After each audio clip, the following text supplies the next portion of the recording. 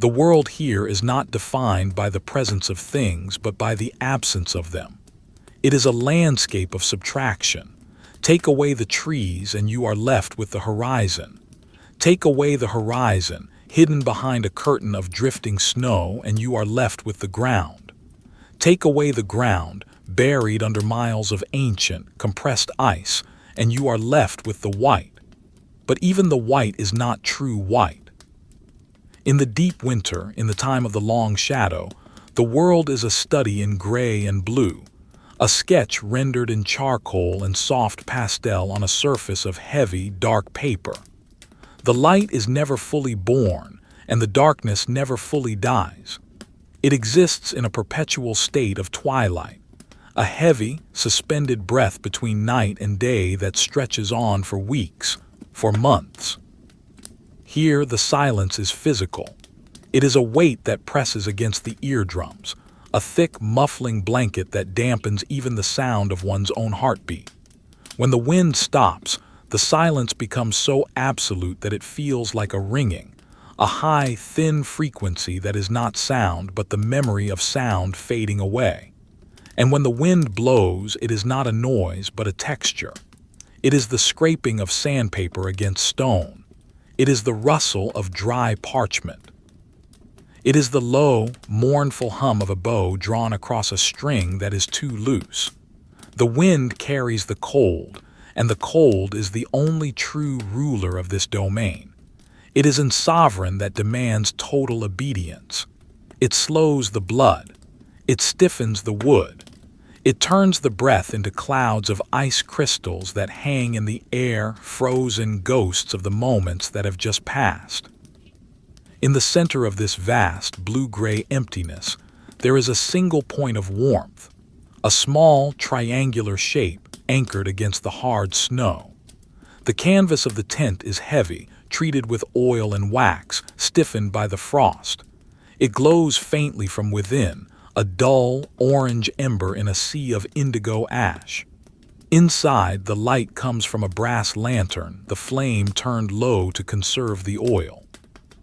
The light is soft, barely reaching the corners of the small space, casting long, wavering shadows that dance on the canvas walls. The shadows are soft, their edges blurred, like drawings made with a smudged thumb. The air inside is thick with the smell of paraffin, of damp wool, of old paper, and the metallic tang of cold brass. The surveyor sits at a small, folding table made of dark, polished wood. The wood is scarred from use, marked by the scratches of equipment, the rings of cups, the indentations of pencils. He does not move. He sits with the stillness of a statue, his breath rising in a slow, rhythmic plume that catches the lantern light. He is waiting. He is always waiting, waiting for the wind to die down, waiting for the clouds to part, waiting for the stars to reveal themselves so that he might know with precision where he stands on the curvature of the earth. His hand rests on the open logbook. The paper is thick, cream-colored, textured like the skin of an onion. It is cold to the touch. The ink from his pen sits on the surface for a moment before drying, black and sharp against the page. He has written the date. He has written the temperature. He has written the barometric pressure. And now he waits.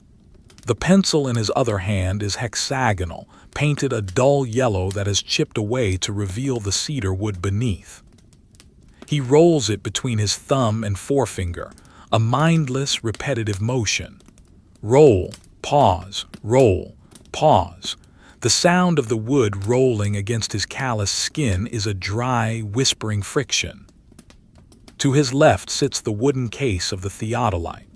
It is a box of mahogany, the corners reinforced with brass. The varnish is deep and rich, reflecting the lantern flame like a dark mirror. Inside sleeps the instrument, the machine of angles and degrees, the device that translates the chaos of the wilderness into the order of numbers. It is wrapped in velvet, protected from the jar and the shudder of the sledge, but now it sits still. The surveyor looks at the box. He knows every screw, every lens, every vernier scale on the instrument inside. He knows the weight of it. He knows how the metal feels against his eye, cold, unforgiving, precise. The cold finds its way in. It seeps through the floor, through the layers of reindeer hide and canvas. It creeps up the legs of the table. It settles in the folds of his clothing. He wears layers of wool, thick and scratchy. A heavy sweater knitted in a pattern of cables and knots, gray like the sky outside. Over that, a vest of felted wool. His trousers are heavy moleskin, stiff and durable. On his feet he wears thick socks, 2 pairs, inside boots of sealskin that are soft and pliable, yet tough enough to withstand the ice. He can feel the cold testing the seams of his boots, seeking a way to his toes. He wiggles them, a small, invisible motion, just to ensure they are still there, still answering his command. He looks at the chronometer. It sits in its own padded box, suspended in gimbals to keep it level. The face is white porcelain, the numerals black Roman figures, stark and elegant. The hands are thin needles of blue steel.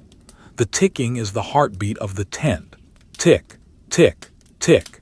It is a slow, measured sound, distinct and sharp. It slices through the silence, dividing time into manageable portions. In this place, where the sun does not rise and set in the usual way, where the days blur into the nights, the chronometer is the only anchor. It tells him when to sleep, when to eat, when to measure. It is the authority of Greenwich, brought to the end of the world. He reaches out and adjusts the wick of the lantern. The flame flares briefly, sending a pulse of brighter light through the tent, pushing back the shadows in the corners before settling back down. The smell of the oil intensifies for a moment. He rubs his hands together. The friction creates a fleeting warmth. His skin is dry, cracked near the knuckles from the cold and the dry air. The dirt of the trail is ingrained in the lines of his palms, a permanent map of his labor. He picks up a rag, a piece of old flannel, and wipes the condensation from the face of the barometer. The needle has not moved. It holds steady, predicting neither storm nor clear skies, but simply the continuation of this heavy, static existence. The wind outside shifts. The canvas snaps, a sharp, cracking sound like a whip, followed by a low shudder that runs through the frame of the tent. The surveyor does not flinch. He is used to the noise. It is the conversation of the landscape. He listens to the tone of the wind. Is it rising? Is it falling? Is it shifting to the north? He tilts his head, listening to the granular sound of snow being driven against the outer wall. It sounds like sand. It sounds like time running out. He closes the logbook. The heavy cover falls shut with a soft thud. There will be no observations this hour. The sky is too thick. The stars are hidden. He stands up slowly. His joints pop, stiff from the cold and the stillness. The tent is low. He cannot stand fully upright. He moves with a hunch, a posture of deference to the small space. He moves to the center of the tent where the stove sits. It is a small iron box vented through the roof. A pot of water sits on top, not boiling but steaming gently. He lifts the lid. The steam rises, vanishing into the cooler air near the roof.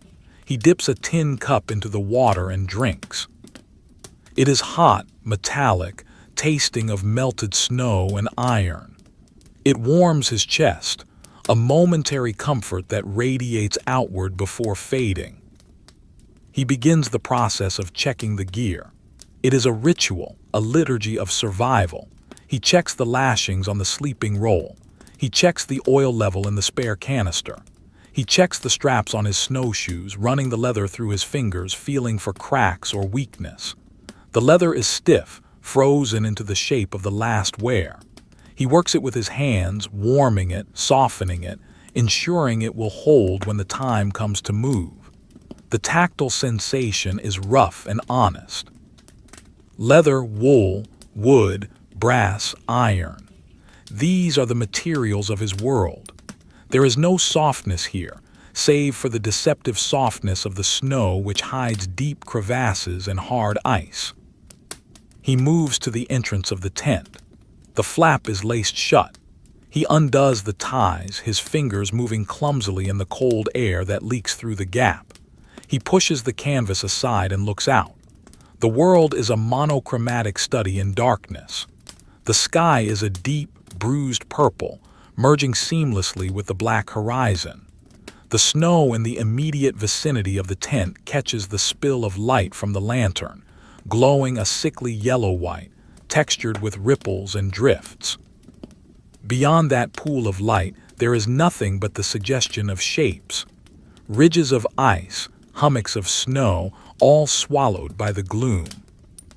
The cold hits his face like a physical blow. It tightens the skin instantly, freezing the moisture in his nostrils. He breathes in, and the air tastes of ozone and ice. It is pure, sterile, and deadly. He squints against the wind, his eyes watering, the tears turning cold on his lashes. He looks up. The clouds are a heavy ceiling, low and oppressive. There are no stars, no Polaris to guide him, no celestial clockwork to measure against, just the void. He stands there for a long time, half in the warmth, half in the cold, a threshold creature existing between the safety of the tent and the indifference of the wild.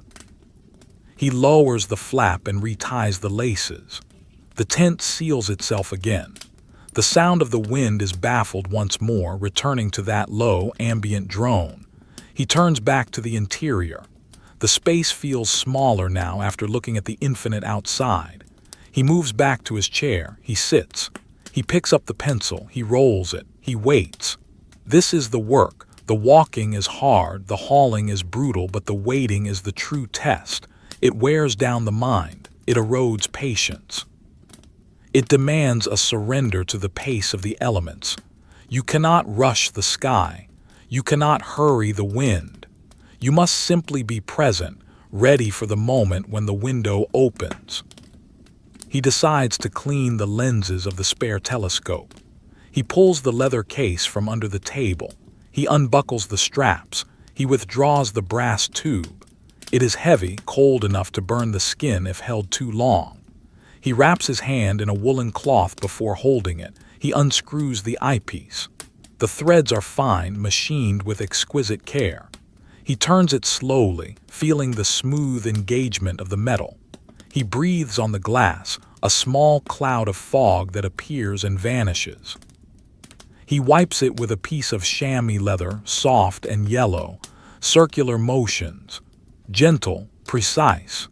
He holds the lens up to the lantern light, checking for dust, for smudges. It is clear. It is a perfect circle of transparency. He reassembles the telescope, screw by screw, thread by thread. He places it back in the case. He buckles the straps. He slides it back under the table. The action has taken 20 minutes. It is time filled. It is duty performed. The shadow of the surveyor falls across the floor, elongated and distorted by the angle of the lantern. It looks like a separate entity, a dark companion that mimics his movements but with a lag, a stretching. He watches his own hand on the table. The skin is pale, the veins blue and prominent. He flexes his fingers. They are stiff. The cold is a patient siege engine. It never stops pressing against the walls of the body. He thinks of the map. It is a blank sheet in his mind, waiting to be filled. The lines he draws are thin, fragile assertions of knowledge against the overwhelming ignorance of the landscape. A coastline here, a mountain range there, a line of latitude, a line of longitude. They are invisible lines, existing only in the mathematics of his instruments and the graphite of his pencil, yet he seeks them with the fervor of a pilgrim seeking a shrine. To know where one is, that is the goal. To impose a grid upon the white chaos, to name the unnamed. He pulls a smaller notebook from his pocket. It is his personal journal, not the official log, but the place where he records the small, inconsequential details. He opens it. The pages are filled with tight, slanted handwriting. He reads the last entry. Wind persisted from the north-northeast. Rations adequate. The silence is distinct tonight. He dips the pen. He adds a new line. Waiting for the meridian. The ice groans beneath us. He blots the ink. He closes the book. The stove hisses. A drop of water has fallen onto the hot iron. It dances for a second, a tiny bead of frantic energy before evaporating into nothing. The surveyor watches it. He sees the physics of it, the transfer of heat, the change of state, solid to liquid to gas. Everything here is merely matter in different states, dictated by the temperature. Even he is just a vessel of heat, fighting to maintain his state against the entropy of the surroundings. He adds a small block of fuel to the fire. It is a compressed brick of coal dust and oil. It crumbles slightly in his hand, leaving a black smear. He wipes it off on his trousers. The fire accepts the offering, the flames licking around the edges of the brick, turning from yellow to blue. He leans back, the chair creaks. It is a wooden folding chair with a canvas seat.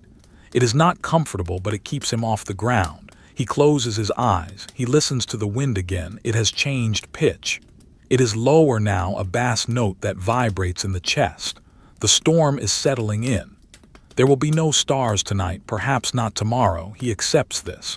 He does not fight it. He breathes in the smell of the tent, the wool, the oil, the cold. He lets his shoulders drop. He enters the state of endurance. It is a trance-like state, a suspension of desire, a lowering of the metabolic fire. He becomes like the stone, like the ice. He waits. The lantern flickers. The oil is getting low. He will need to refill it soon, but not yet. For now, the dim light is enough. It is better, perhaps. The darkness feels closer, more intimate. The corners of the tent dissolve into shadow.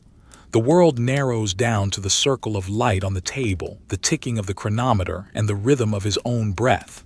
In and out, in and out. The moisture of his breath freezes on the collar of his sweater, forming a rim of delicate white frost.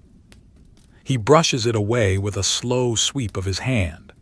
It melts on his fingertips, turning to water, then cooling instantly. He picks up the pair of dividers. The sharp steel points gleam. He opens them, spanning a distance on the empty table. He walks them across the wood, step, step, step. A journey of inches. He imagines the map he will draw. The coastlines are jagged, broken by fjords and inlets. The mountains are saw-toothed. The glaciers are broad rivers of ice flowing into the sea. He sees it all in his mind, rendered in the style of the old charts. Sea monsters in the deep, cherubs blowing the wind from the corners. But his map will have no monsters, only depth soundings, only elevation markers, only the truth of the rock and the ice. He places the dividers down. He aligns them perfectly parallel to the edge of the logbook. Order, symmetry. Even here, at the edge of the known world, he maintains the discipline of the drawing room. It is what keeps the madness at bay. If he were to let the equipment lie scattered, if he were to let his clothing go unmended, if he were to stop shaving, stop washing, the chaos outside would rush in. The rituals are the walls of his fortress. He looks at his boots again. The leather is dark, stained with seal oil. The laces are rawhide, knotted tightly. He traces the path of the lace through the eyelets. Crisscross, crisscross, a pattern, a structure. He rests his hands on his knees. The wool of his trousers is rough under his palms. He feels the muscle beneath, hard and cold. He is tired, a deep, bone-weary fatigue that comes not from exertion but from the constant tension of staying warm. The body burns itself to keep the core alive.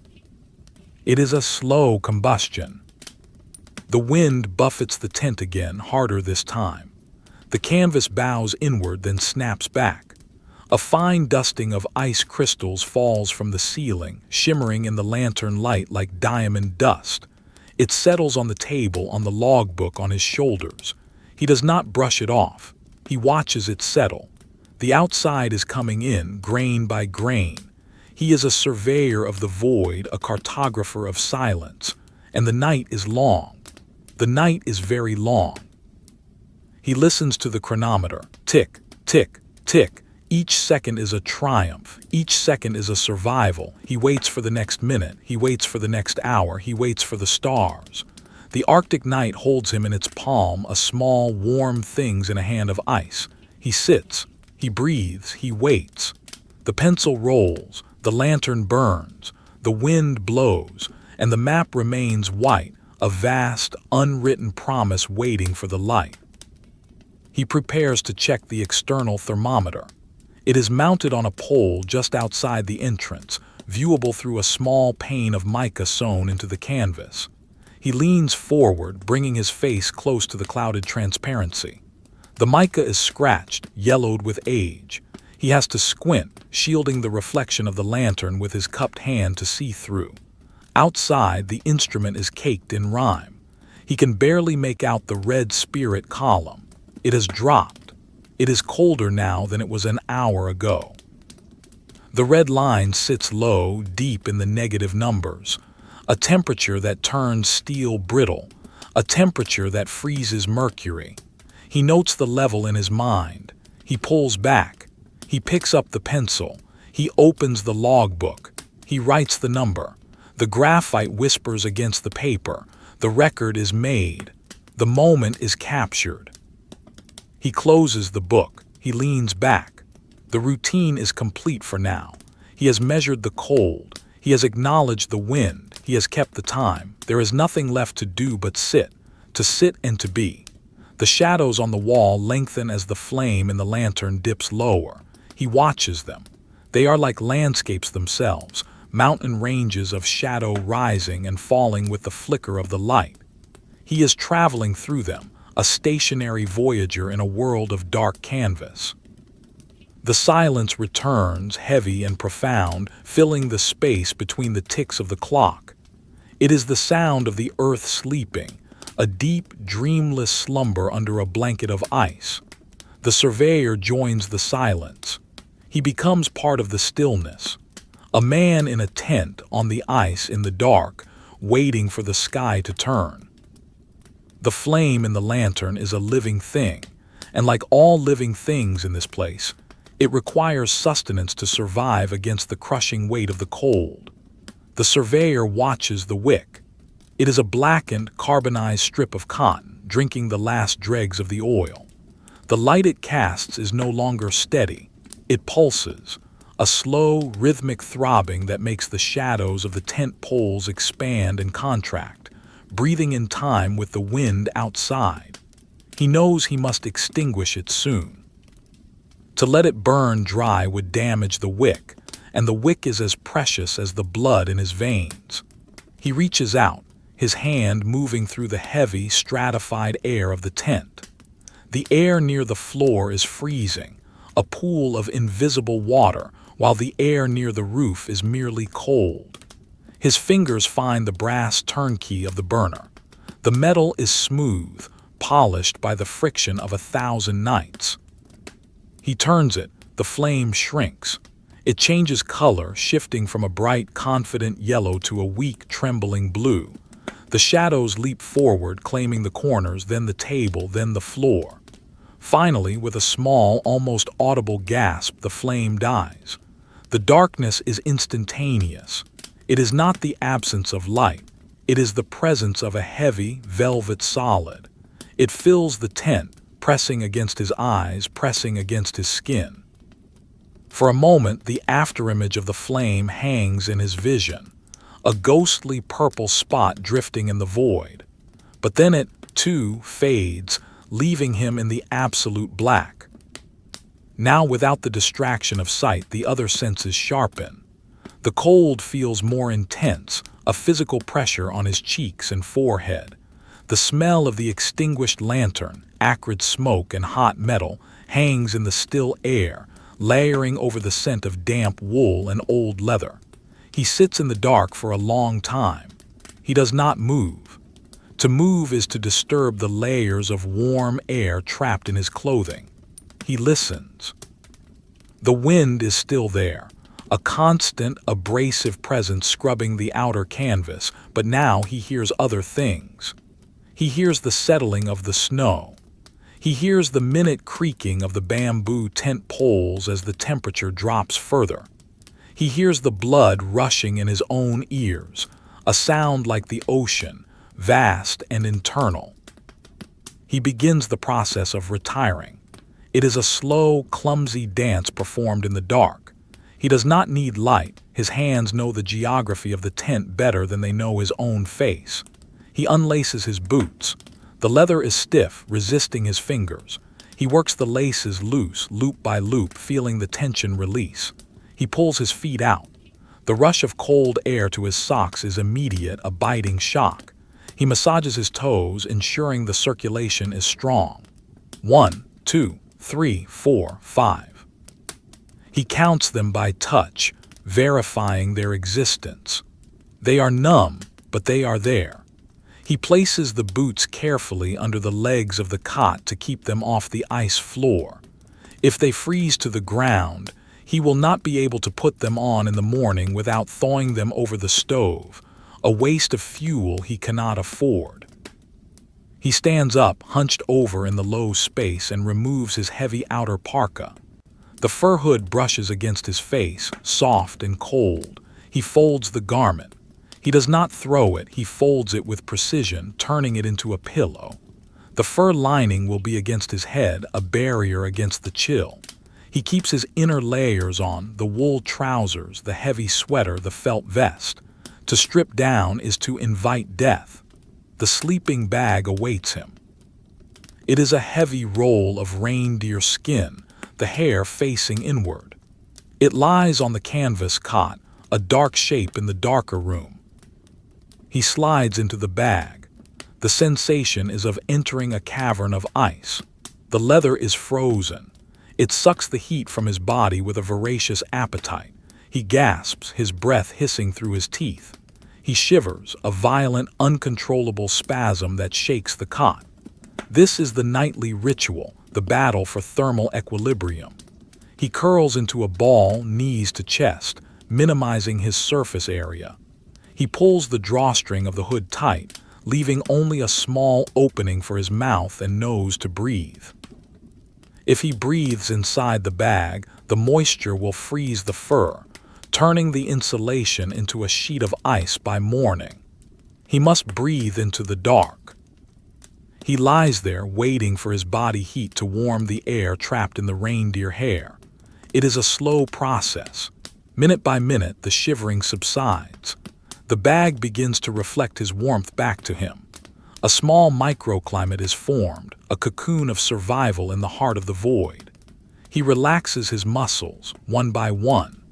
The tension of the day, the strain of hauling the sledge, the focus of the survey, it all bleeds away, leaving only the heavy, dull ache of fatigue.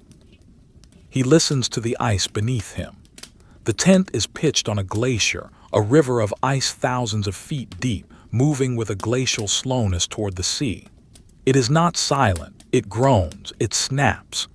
Deep below, under the layers of compressed snow, under the firn, under the blue ice, the sheer weight of the glacier is grinding against the bedrock. He hears a dull boom like a cannon fired miles away. It vibrates through the cot, through the sleeping bag into his bones. It is the sound of the earth shifting. It is a reminder that the ground he sleeps on is not solid, but fluid, a slow-moving liquid made of crystal. He imagines the layers of ice beneath him, the years compressed into millimeters, the dust of ancient volcanoes trapped in the bubbles of air, the pollen of forests that no longer exist. He is sleeping on top of history, suspended above the archives of the world. The thought is both comforting and terrifying. He is insignificant, a speck of warmth on a continent of cold. The ice does not care if he sleeps. It does not care if he wakes. It simply moves, obeying the laws of gravity and friction. Outside, the dogs are sleeping. He can hear them occasionally, a shift of weight, a low whine. They are buried in the snow, curled into tight balls, their tails covering their noses. The snow insulates them. They are masters of this environment, evolved to sleep in the storm. He wonders if they dream.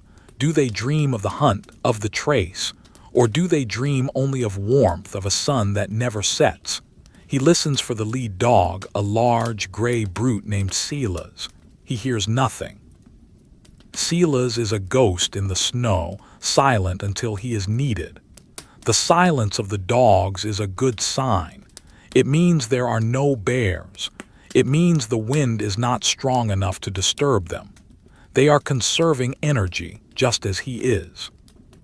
The surveyor's mind begins to drift. The boundary between wakefulness and sleep is blurred here. The darkness of the tent merges with the darkness of his closed eyes.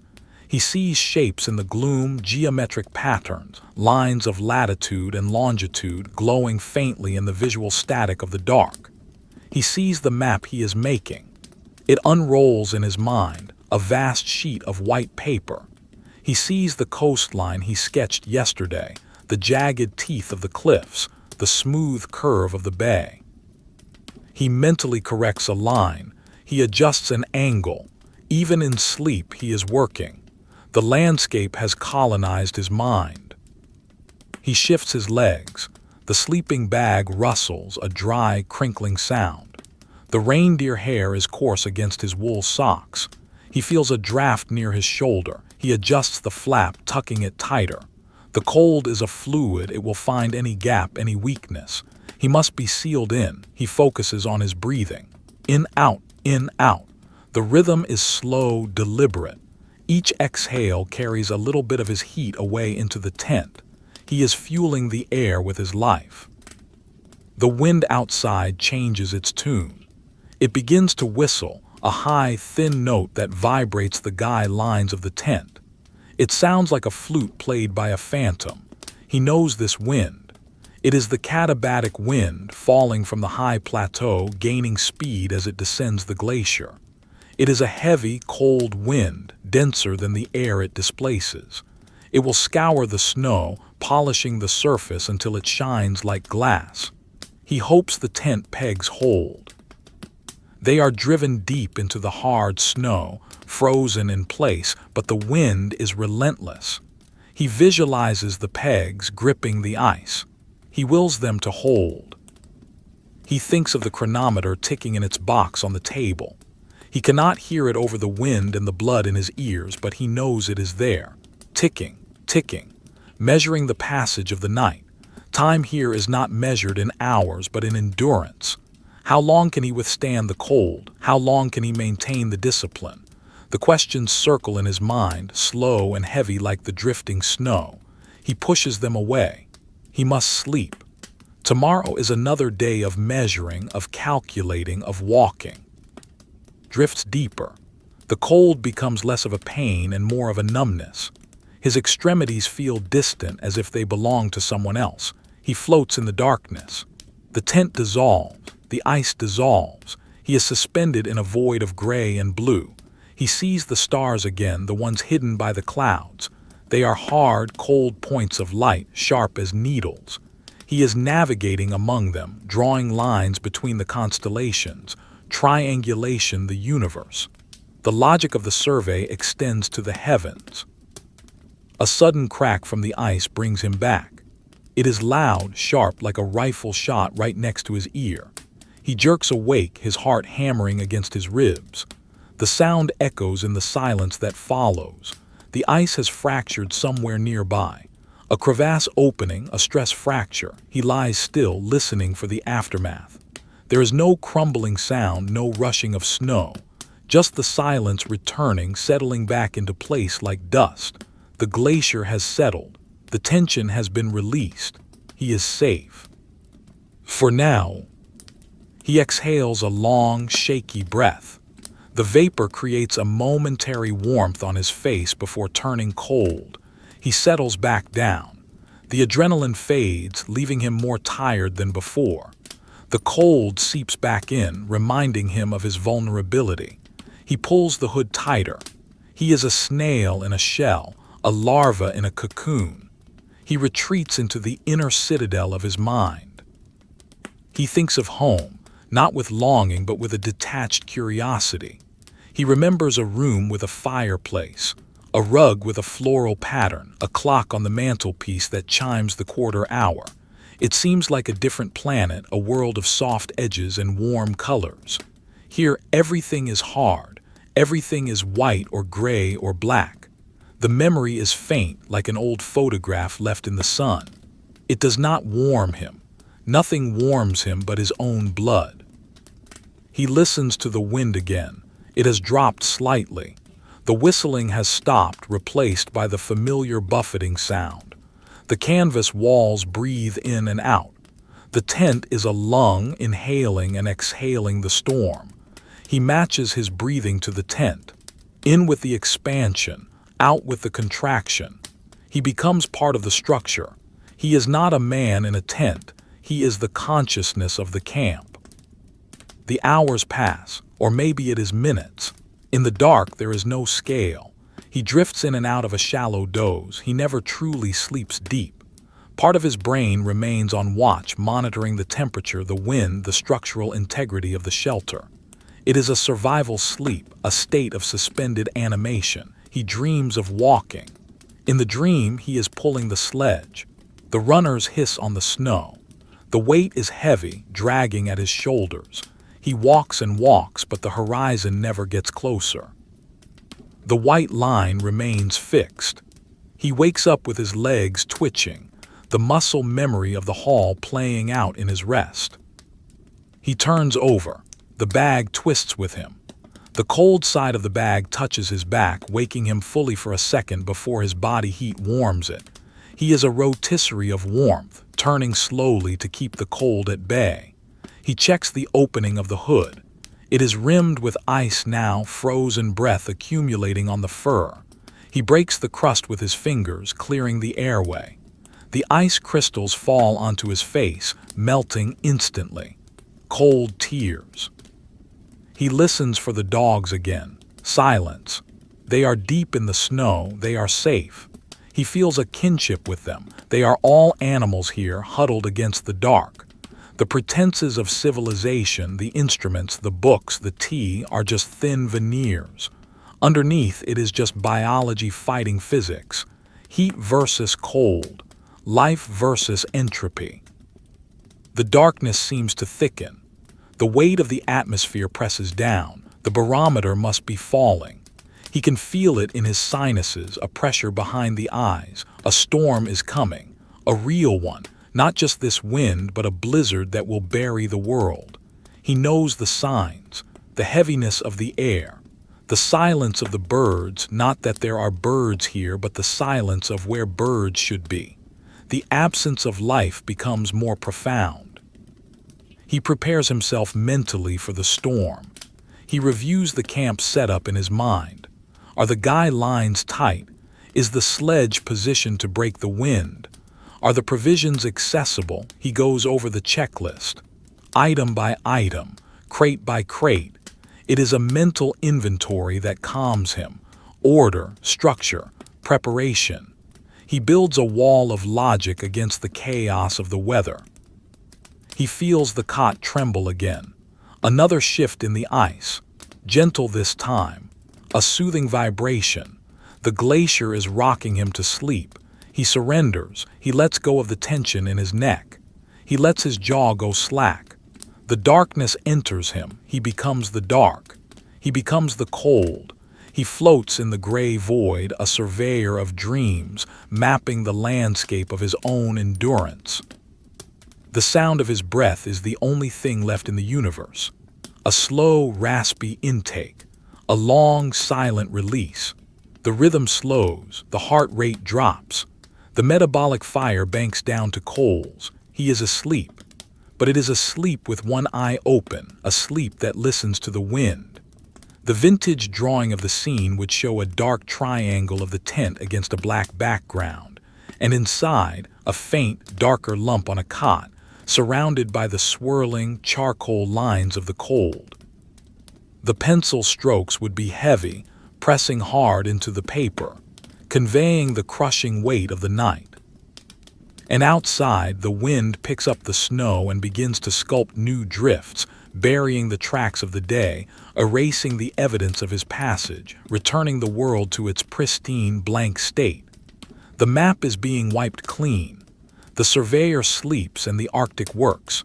The ice flows. The stars wheel overhead, unseen behind the clouds. The cycle continues. The long, dark, cold cycle of the bottom of the world.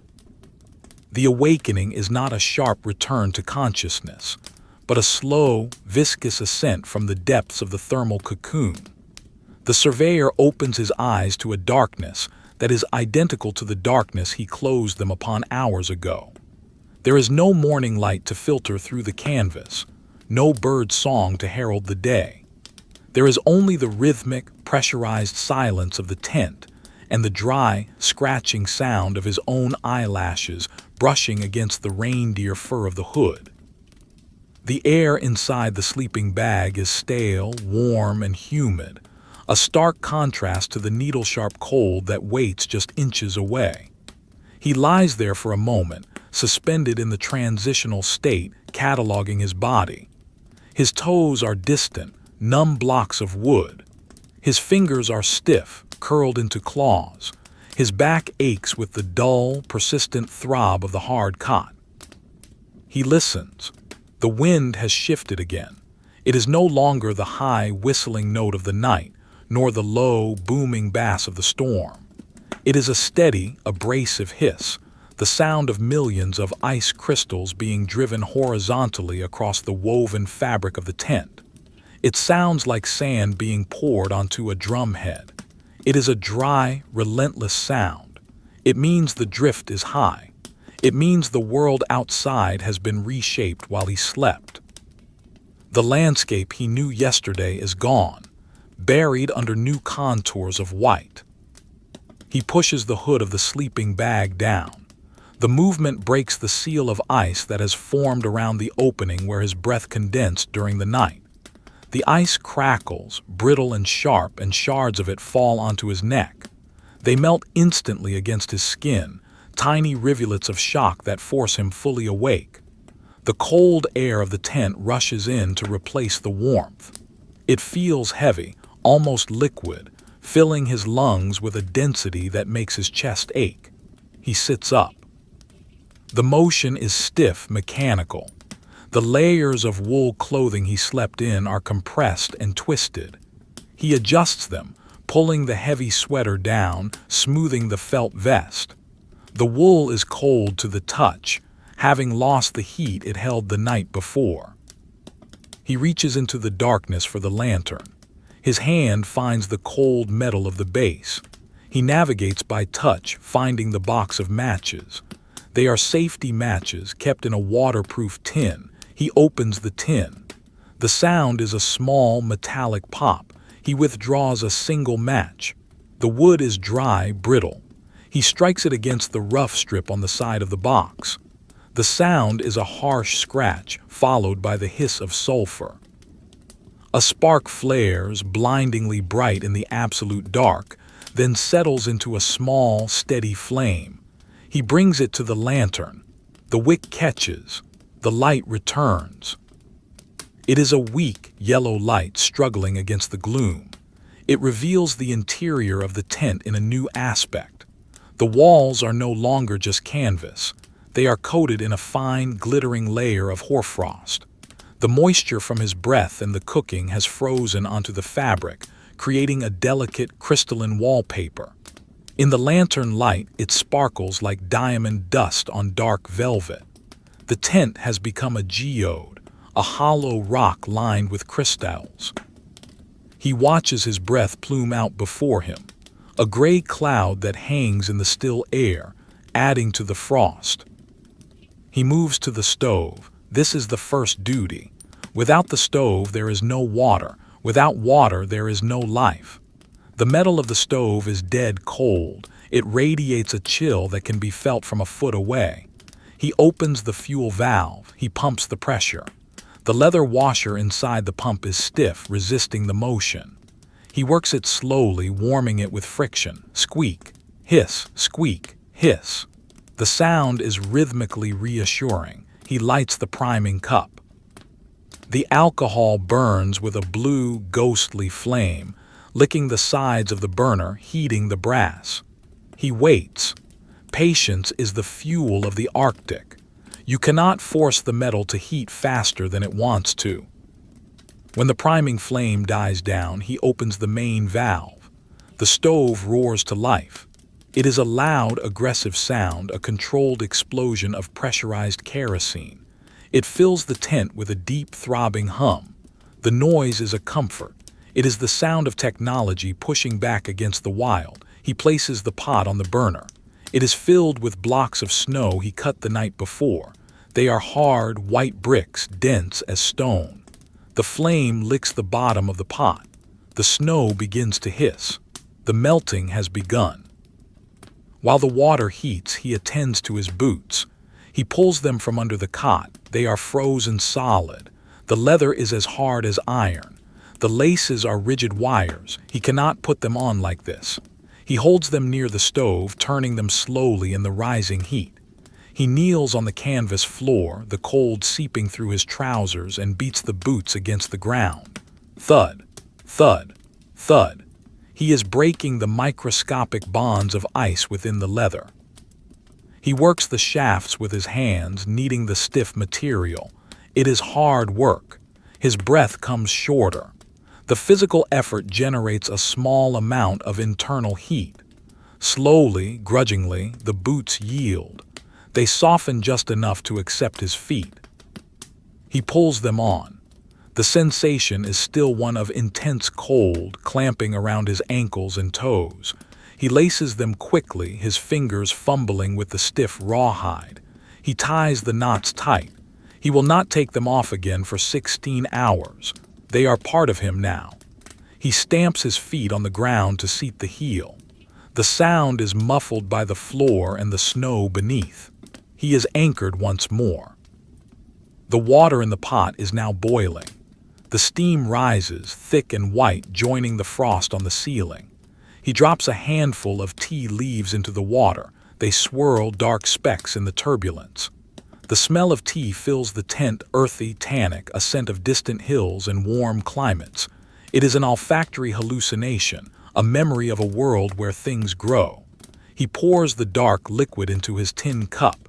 He wraps his hands around the cup. The heat transfers to his palms, searing them pleasantly. He holds it there, using the cup as a hand warmer before taking a sip. The liquid scalds his tongue. It is bitter and strong. It wakes the stomach. It sends a signal to the core: survive. He eats his ration, pemmican, a dense block of dried meat and rendered fat. It is cold, waxy, and flavorless. He breaks off a chunk with his knife. The knife is sharp, the steel gray and cold. He chews the pemmican slowly. It takes effort to break it down. It coats his mouth with grease. He does not eat for pleasure, he eats for calories. He eats for the furnace. Every bite is a calculated addition to his energy reserves. He imagines the fat burning in his cells, keeping the blood warm, keeping the muscles firing. He washes it down with the hot tea. He looks at the chronometer. He must wind it. It is the sacred time. He opens the box.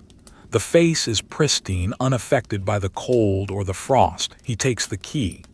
He inserts it into the winding hole. He turns it, click, click, click. The spring tightens. He feels the tension building in the mechanism. He winds it until he feels the resistance change, signaling it is full. He does not overwind, precision in all things. He closes the box. The ticking continues, stronger now, recharged for another cycle of the sunless day. He picks up the logbook. He records the morning data. Stove lit at 600, interior temperature minus 15 degrees F, wind steady from the east, barometer dropping. The The pencil moves sluggishly. The graphite is hard. The paper is damp. The words are gray scratches on the cream page. He closes the book. The act of writing is a way of asserting control. By recording the conditions, he objectifies them. They become data points, not threats. He prepares to leave the tent. This requires another layer of armoring. He puts on his windproof outer parka. It is made of tightly woven gabardine designed to shed the snow and block the gale. He pulls it over his head. It rustles, stiff with the cold. He fastens the toggles. He puts on his outer mittens. They are enormous, reaching up to his elbows, made of wolf skin with the fur outside. He hangs them around his neck on a harness so they cannot be blown away if he takes them off. He pulls up his hood. He adjusts his goggles. The lenses are smoked glass, protection against the snow blindness, though there is no sun yet. They reduce the world to a sepia twilight. He extinguishes the stove. The roar dies instantly. The silence rushes back in, heavier than before. The warmth begins to dissipate immediately, sucked up by the cold walls. He must move now. To stay is to freeze. He unlaces the tent flap. The canvas is stiff, frozen into folds. He pushes it open. The world outside is a monochromatic assault. The wind hits him with the force of a solid object. It pushes him back a step. He leans into it, finding his balance. The snow is driving horizontally, a river of white dust flowing past his waist. The sky is a heavy, bruised purple, lighter than the ground but dark enough to hide the horizon. There is no distinction between earth and air. It is all a swirling, gray turbulence. He squints through his goggles. The landscape is alien. Drifts have formed around the tent, burying the sledge, burying the supply crates. Everything has been softened, rounded, erased. He walks towards the sledge. His boots crunch on the hard-packed snow. The sound is like breaking glass. He reaches the mound that is the sledge. He brushes the snow away with his mittened hand. It flies off in the wind like smoke. He finds the runners. They are frozen to the ground. He will have to break them free. He kicks the runner with his boot. A dull thud. He kicks again. The ice cracks. The sledge shudders. It is free.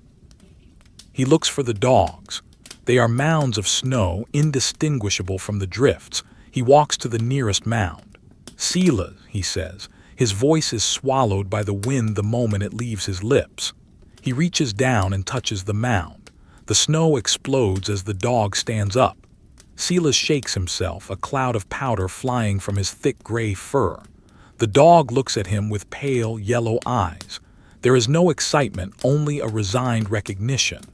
The dog stretches, bowing low, his claws digging into the ice. One by one, the other dogs rise. They are ghosts emerging from the earth. They do not bark. They shake, they stretch, they wait. They know the routine. The surveyor moves to the instrument box strapped to the sledge. He undoes the buckles. His fingers are clumsy in the mittens, but he manages. He opens the lid. The theodolite is there, cold and waiting. He checks the level bubble. The liquid is thick, moving slowly like syrup. The cold is affecting the spirits. He closes the box. It is too dark to measure anything yet. He must wait for the twilight to brighten, for the gray to turn to white. He walks a perimeter around the camp. It is a small circle, a tethered orbit. He checks the guy lines of the tent.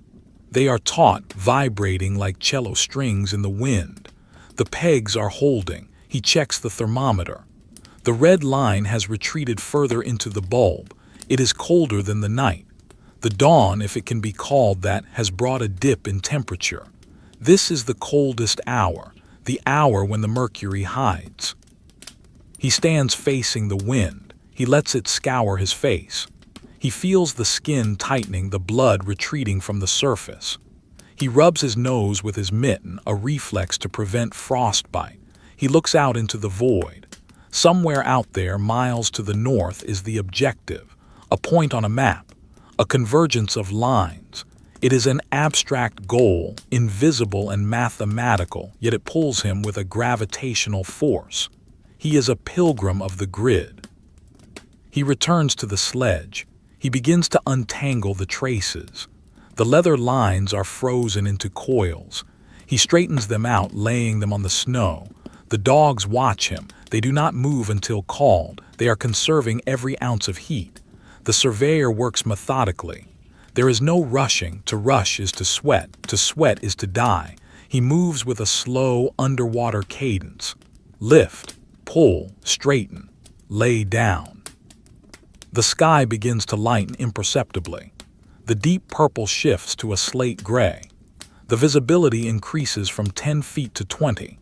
He can see the ridge of ice to the east now, a jagged shadow against the lighter sky. It looks like the spine of a buried dragon. The world is revealing itself, piece by piece, sketch by sketch. The texture of the snow becomes visible, the sastrugi, the wind-sculpted ridges that look like waves frozen in mid-break. They are hard as concrete. To travel over them is to be battered and shaken. He goes back to the tent to retrieve the last of the gear. He crawls inside. The air in the tent is already freezing again. The memory of the stove is gone. He rolls up his sleeping bag. He struggles with the stiff leather, forcing it into its sack. He ties the bundle. He grabs the logbook and the chart case. He takes one last look around the interior. It is empty save for the frost. It is a shell. He backs out. He lashes the sleeping bag to the sledge. He secures the tent flap, though he leaves the tent standing. They will not move today. The wind is too high for accurate survey work and the visibility is too poor for travel. Today is a day of station keeping, a day of maintenance, a day of waiting for the window. He realizes this as he looks at the sky. The clouds are moving fast, a dark ceiling rushing south. The weather is not breaking, it is holding. He signals to the dogs, down. They collapse back into the snow immediately, curling up, tucking their noses into their tails. They understand. There is no work today, only the work of staying warm. The surveyor walks back to the tent. He has checked the world and the world has told him to wait. He accepts the verdict. He crawls back inside the shelter. He sits on the folding chair. He is still wearing his parka. He does not take it off. The tent is cold. He sits in the gray light that filters through the canvas. It is a gloomy, underwater light. He puts his mittens on the table. He rubs his hands together. The friction is a dry sound. He looks at the theodolite case. He looks at the logbook. He looks at the unlit stove. The day stretches before him. A day of gray hours. He will read the barometer every hour. He will check the dogs every 4 hours. He will melt water. He will sharpen his pencils. He will wait. The Arctic is a waiting room, a place where time is measured not by the clock but by the wind. He settles into the chair. He finds the posture of endurance. Shoulders hunched, head down, hands deep in pockets. He becomes a statue in the gloom. He listens to the wind rasping against the canvas. It is a sanding block wearing down the world. He imagines the mountains being eroded grain by grain. He imagines himself being eroded, but he is still here. He is the observer. He is the point of consciousness in the waste. He breathes. A white cloud appears in the dim light, hangs for a moment and vanishes. He breathes again. The cycle continues. The gray day has begun. The vintage drawing would show him sitting there, a dark, bulky silhouette in the center of the frame, surrounded by the rough, textured strokes of the tent walls, with the faint, cold light filtering in from nowhere, casting no shadows, only a flat, pervasive gloom. The atmosphere is heavy, static, and immensely cold. The viewer can almost feel the chill radiating from the paper, the smell of old wool and damp canvas, the sound of the wind scratching at the door. He closes his eyes for a second, not to sleep, but to focus on the sound. The wind is a voice. It speaks of distance. It speaks of ice that has never seen a footprint. It speaks of a silence so deep it rings. He opens his eyes. He picks up a pencil. He begins to sharpen it with a small knife. The shavings curl off, thin spirals of cedar wood, smelling of forests that are thousands of miles away. They fall onto the table, bright yellow specks in the gray. He watches them fall. He blows them gently. They scatter. He tests the point of the pencil on his thumb. Sharp. Ready. He places it next to the logbook. He is ready. For whatever the ice decides to reveal or conceal, he sits. He waits. The cold presses in. The day does not advance. It merely thickens. The gray light that filters through the canvas walls of the tent does not brighten as the hours pass. Instead, it seems to curdle, becoming a dense, opaque medium that fills the space with a heavy, suspended gloom. The surveyor sits in the center of this twilight, a stationary figure in a world of shifting shadows. The storm outside has settled into a rhythmic, grinding endurance. It is no longer a series of gusts, but a solid wall of moving air, a physical presence that leans against the tent with a constant, heavy pressure. The canvas shudders under the weight, a low, resonant vibration that hums in the bones of the occupant. It is the sound of the earth being scoured. He has moved the folding chair closer to the stove, though the fire is currently out to conserve fuel. The residual warmth of the morning burn has long since dissipated, absorbed by the hungry air and the frozen ground beneath the floor cloth. He wears his full kit: the heavy wool trousers, the felt boots, the thick sweater, the windproof parka. He is a layered construct of insulation, a man built of wool and gabardine. He sits with his hands tucked into the opposite sleeves of his parka, preserving the warmth of his fingertips. His breath emerges in slow, regular clouds, white ghosts that drift upward to join the frost accumulating on the ceiling. To pass the time, he has decided to undertake the repair of a small tear in his spare mitten. It is a task that requires patience and steady hands, both of which are in short supply in the cold. He extracts the sewing kit from his personal bag. It is a small roll of leather containing needles, a spool of waxed thread, and a thimble. He unrolls it on the table. The leather is stiff, cracking slightly as it flattens. The needles gleam in the dim light, tiny slivers of steel that bite the cold air. He selects a heavy-duty needle, one designed for canvas and leather. He threads it. The thread is thick, coated in beeswax to prevent it from rotting in the damp. He has to moisten the end in his mouth to get it through the eye. It tastes of wax and dust. He picks up the mitten.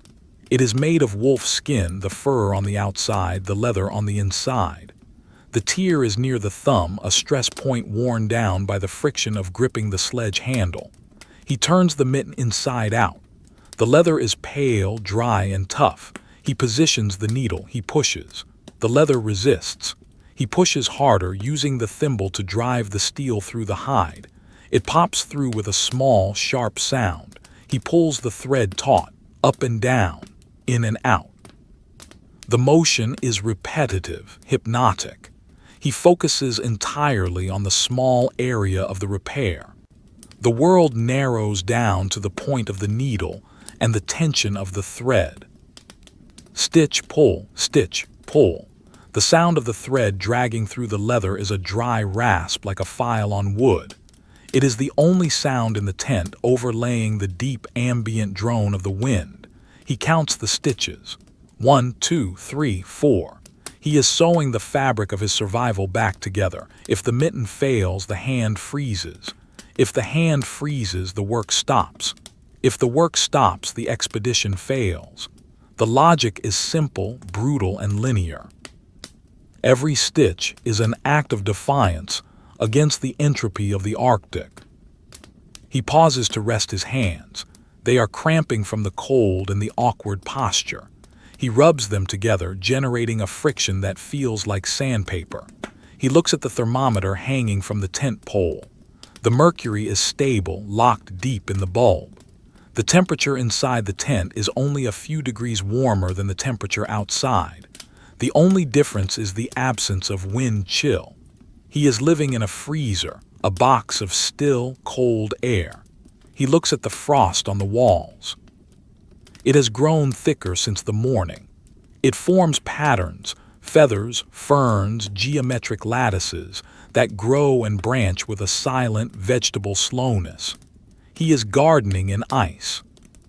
He thinks of the landscape outside. The snow is moving. It is filling the hollows, smoothing the ridges, burying the rocks. The topography is being rewritten. When the storm lifts, the map he has in his head will be obsolete. He will have to learn the land all over again. The thought is exhausting. The impermanence of the surface is the great enemy of the surveyor. He seeks to fix the world in ink and paper, but the world refuses to be fixed. It flows. It changes state. It hides. He picks up the mitten again. He resumes the stitching. The rhythm returns. He finds a comfort in the monotony. It is a meditation. He does not think of the cold. He does not think of the distance to the pole. He thinks only of the needle entering the leather, the loop of the thread, the tightening of the knot. He is a machine of repair. Hours pass, or perhaps minutes. It is impossible to tell. The chronometer ticks in its box, but he does not look at it. To look at the time is to acknowledge its slowness. He prefers to exist in the duration, not the measurement. The light in the tent begins to fade. The gray deepens to charcoal. The storm is thickening the sky, bringing an early night to the afternoon. He knows he will have to light the lantern soon, but he delays. He rations the light as he rations the food. He works by the tactile sense, feeling the stitches rather than seeing them. He finishes the repair. He ties off the thread with a double knot. He bites the end of the thread to cut it. He smooths the seam with his thumb. It is rough but strong. It will hold. He turns the mitten right side out. The fur is matted where he held it. He brushes it up.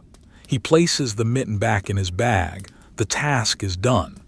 The void of time opens up again, waiting to be filled. He decides to check the barometer. He stands up, his knees popping in the silence. He moves to the instrument case. He wipes the glass face of the barometer. He taps it gently with his knuckle. The needle jumps slightly, then settles. It has dropped another millibar. The pressure is still falling. The weight of the atmosphere is decreasing, allowing the storm to expand, to breathe deeper. It means the wind will not stop tonight. It means tomorrow will likely be the same. He accepts this information without emotion. It is data. It is the reality of the latitude. He sits back down. He reaches for his pipe. It is a small briar pipe, the bowl blackened by years of use. He fills it with tobacco from a pouch. The tobacco is dry, crumbly. He packs it into the bowl with his thumb. He strikes a match. The flare illuminates his face, a landscape of stubble and windburn, the eyes deep set and shadowed. He sucks the flame into the bowl. The tobacco catches. A stream of blue smoke rises, curling in the still air. The smell is rich and pungent, masking the scent of damp wool and kerosene. He holds the smoke in his lungs for a moment, savoring the warmth, then exhales. The smoke drifts up to the roof where it cools and dissipates. He watches it. It is the only thing in the tent that moves with freedom. He is anchored. The equipment is anchored. The tent is anchored, but the smoke is free. He smokes in silence. The pipe is a small furnace, a personal heater that he holds in his hand. He cups the bowl, feeling the heat seep into his palm. It is a small luxury, a connection to a world of armchairs and libraries. He hears a sound outside, different from the wind, a scratching, a shifting. It is the snow piling up against the side of the tent. The drift is rising. The wall of the tent is being buried. He watches the canvas. It bulges slightly inward under the weight. He knows he will have to go out eventually and dig it clear, or the weight of the snow will collapse the poles. But not yet. The structure can take more. He evaluates the tension in the fabric. It is tight as a drum. The bamboo poles are bending, but they are not breaking. He trusts the design. He trusts the materials. He finishes the pipe. He knocks the ash out into a small tin. He cleans the bowl. He puts the pipe away. The ritual is complete. He is back in the waiting. He looks at the logbook. He feels the urge to write, but there is nothing to say. Storm continues. Repaired mitten. Smoked pipe. It is not worth the ink. He leaves the book closed. The history of this day will be a blank line. He feels a hunger, a hollow ache in his stomach. It is not time for the evening meal. He must wait. Discipline is the digestion of time. He reaches into his pocket and pulls out a hard biscuit. It is a ship's biscuit baked hard as a tile. He breaks off a small piece. He puts it in his mouth. He does not chew. He lets it soften with his saliva. It tastes of flour and nothingness. He dissolves it slowly. It is a texture more than a taste. It occupies the mouth. It tricks the body into thinking something is happening. He closes his eyes. He listens to the wind again. He tries to deconstruct the sound. He hears the high whistle of the air over the guy lines. He hears the deep thrum of the canvas. He hears the granular hiss of the snow. It is a symphony of friction. He imagines the wind as a fluid flowing over the curvature of the earth, seeking the path of least resistance. He is an obstacle in that path, a stone in the stream. The wind wants to remove him. It wants to smooth him out. He resists by simply remaining. The cold begins to creep through the floor. The heat from his body, which had warmed the air immediately around him, is being sucked away by the ice beneath. He feels the chill in his feet, even through the felt boots. He wiggles his toes. They respond sluggishly. He stands up and begins to pace. The tent is small. 3 steps forward, turn. 3 steps back, turn. He is a pendulum swinging in the dark. The floor cloth crunches under his boots. The sound is loud in the small space. Crunch, crunch, crunch. He paces for 10 minutes. It gets the blood moving. It pushes the cold back a few inches. He stops. He feels slightly warmer. He sits down. The exertion has cost him calories, but it has bought him thermal comfort. It is a constant trade-off. Energy for heat, heat for time, time for distance. The economy of the trail is ruthless. He decides to light the lantern now. The darkness has become absolute. He strikes a match. The flame flares. He lights the wick. The yellow light floods the tent again, pushing the shadows back to the corners. The frost on the walls glitters with renewed brilliance. It has grown thicker. The tent is becoming an ice cave. He looks at his reflection in the dark glass of the theodolite case. He sees a stranger, a man with a beard of frost, eyes that are dark hollows, a face mask of indifference. He recognizes the face. It is the face of the Arctic. He pulls the chart case towards him. He unbuckles it. He slides out the master map. It is a large sheet of heavy paper backed with linen. It shows the known coastline to the south, the depot locations, the magnetic variances. The area where he is now is a blank white space marked only by a penciled grid. He picks up a pencil. He lightly marks his estimated position, a small cross in the void. He looks at it. It seems precarious, a tiny anchor in a sea of paper. He traces the route he intends to take when the storm lifts, a line due north, into the heart of the blankness. He studies the contour lines of the mountains he passed 3 days ago. He remembers their shapes, sharp peaks, black rock against white snow. He checks his sketches in the margin. He refines a line darkening the shadow on a ridge. He is adding depth to the memory. The map is his connection to reality. If it is on the paper, it exists. If it is not on the paper, it is a dream. He rolls the map up. He puts it back in the case. He buckles the strap. The sound of the buckle clicking is sharp and final. He has verified his existence. He is located. He is oriented. He is ready to continue waiting. The wind outside shifts slightly, coming more from the north.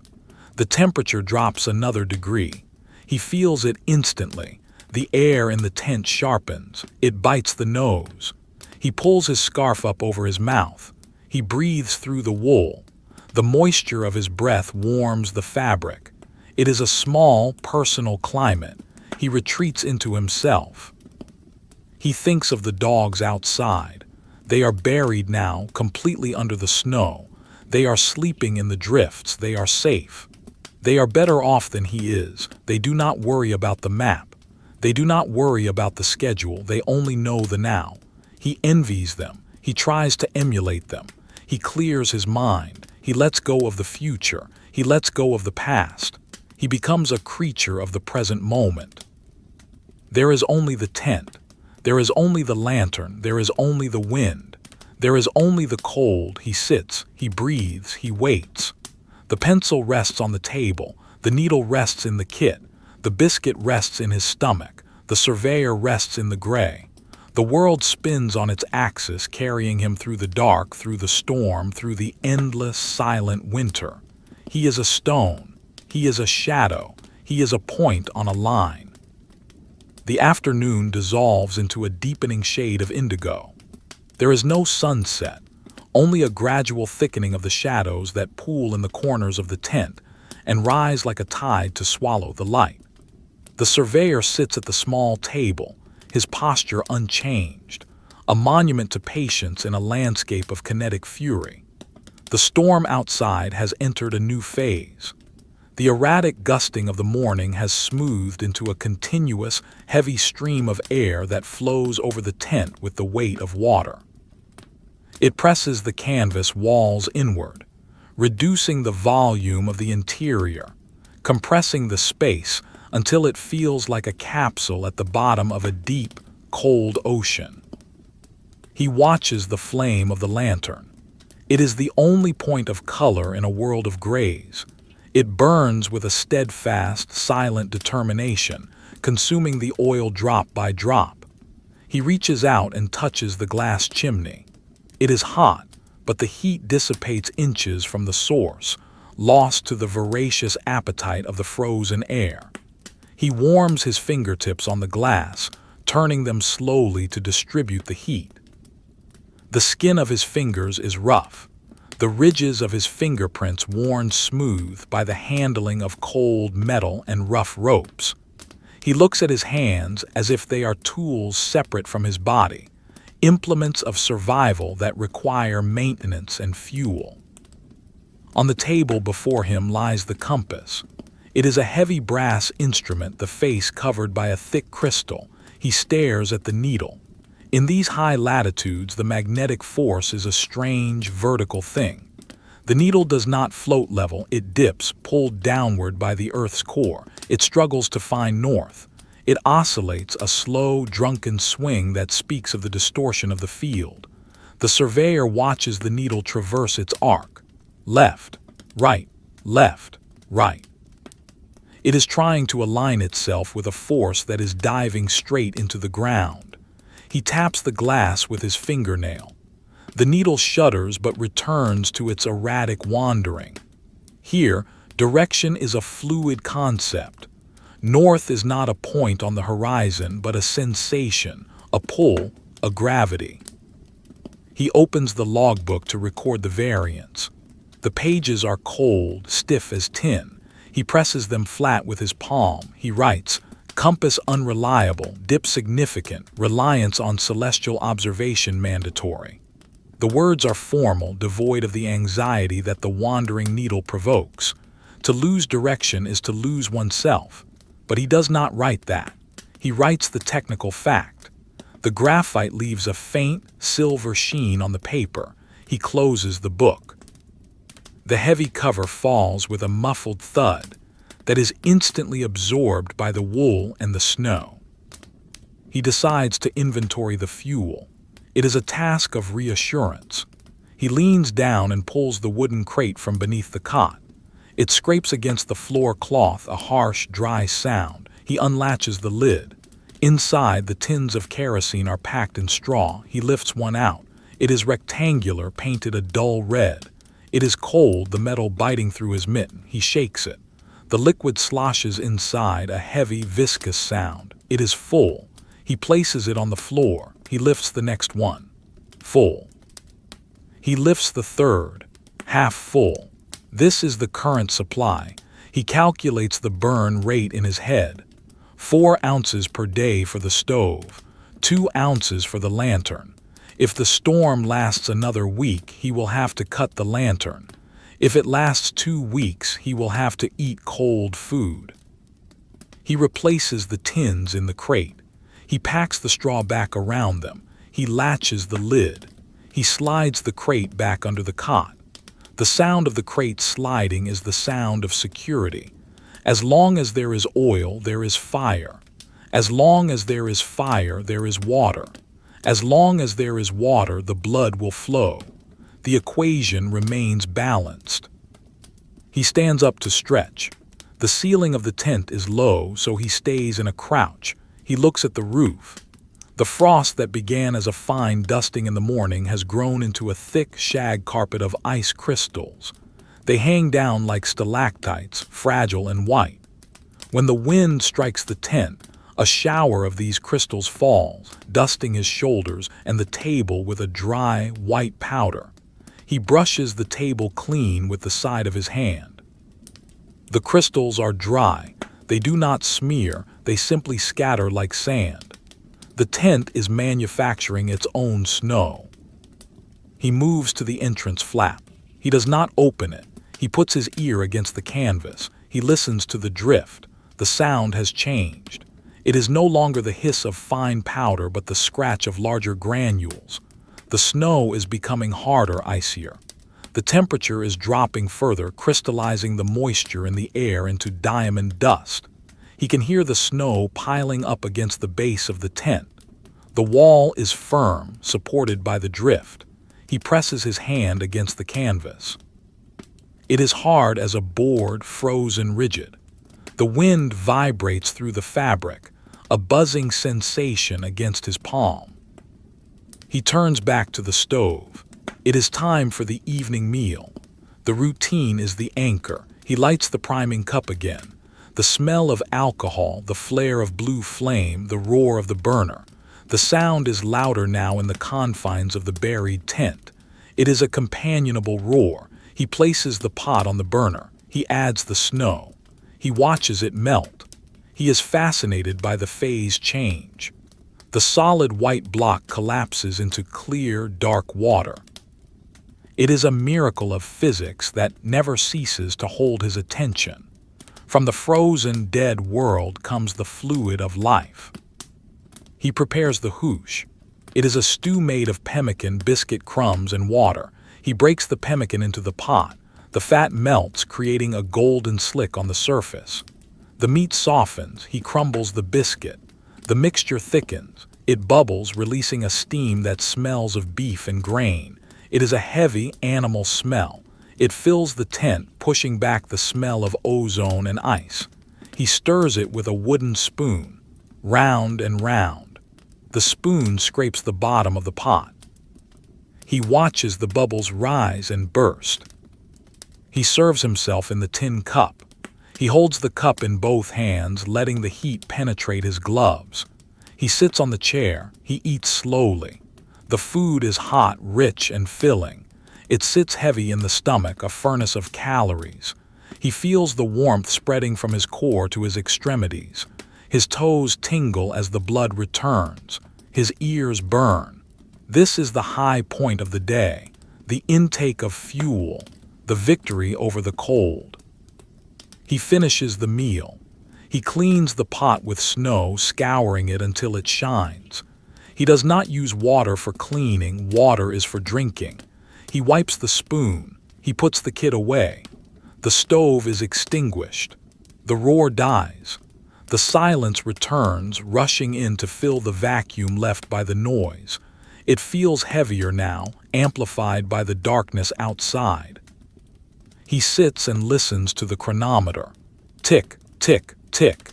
It is the heartbeat of the empire carried to the wasteland. He wonders what is happening in the world outside. Is there war? Is there peace? Is there rain falling on green fields? It does not matter. Those things are abstractions. The reality is here. The reality is the ice. The reality is the wind. He feels a draft. A small current of air is leaking through the lacing of the door. He gets up. He finds a spare shirt in his bag. He stuffs it into the gap. The draft stops. He nods. A small victory. He sits back down. He picks up his pipe again. He does not light it this time. He just holds it. He clamps it between his teeth. The familiar shape of the stem is a comfort. He chews on the bit. He thinks about the dogs. He imagines them under the snow. They are curled tight, their noses tucked into their flanks, their breathing slow. They are waiting. They are masters of waiting. He tries to slow his own breathing to match theirs. In, hold, out, hold. He lowers his metabolic rate. He becomes a hibernating thing. The wind buffets the tent, a sudden violent shake that rattles the lantern. He puts a hand out to steady it. The flame flickers wildly, casting long, frantic shadows that dance on the walls. The shadows look like grasping hands, like storm spirits trying to get in. He watches them until the flame steadies. He is not afraid. Fear consumes energy. He is merely observant. He notes the violence of the gust. He notes the elasticity of the bamboo poles. They bend, but they do not break. He reaches for his sewing kit again, not to sew, but to organize. He lines up the needles. He sorts the buttons. He winds the thread. It is busy work. It keeps the hands moving. It keeps the mind focused on the small, the controllable. He picks up a button. It is made of bone. He runs his thumb over the smooth surface. He wonders what animal it came from.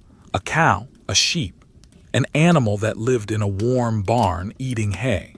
Now the button is here, part of a parka that will see the end of the world. He puts the kit away. He leans back, the chair creaks. He closes his eyes. He visualizes the map again. He sees the grid. He sees the blank space where he sits. He imagines filling it in. He imagines drawing the contour lines of the glacier. He imagines naming the peaks. Mount Silence, Mount Solitude, Mount Endurance. He smiles, a small, grim tightening of the lips. The names will be more formal than that.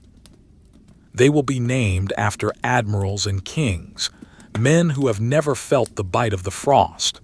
But he will know the true names. He opens his eyes. The lantern is dimming. The oil is low in the reservoir. It is time to sleep again. The cycle of the day is closing. There is no night and day here, only the cycle of the lantern and the stove. He stands up. He prepares the bed. He fluffs the reindeer bag. He checks the boots, placing them in the optimal spot for the morning thaw. He looks at the thermometer one last time. It has stabilized. The drop has stopped. The cold has reached its floor. It is a deep, absolute cold, a temperature where steel shatters and rubber crumbles. He respects it. He fears it. He lives in it. He turns down the lantern. The light shrinks. The blue twilight returns. Then the darkness. He crawls into the bag, the shock of the cold leather, the shivering, the gradual warmth. He lies in the dark. He listens to the wind. It is a river of air. It is a river of time. He is a stone in the river. He waits. He thinks of the morning. Will the wind stop? Will the sky clear? He does not know. He does not hope. He only waits.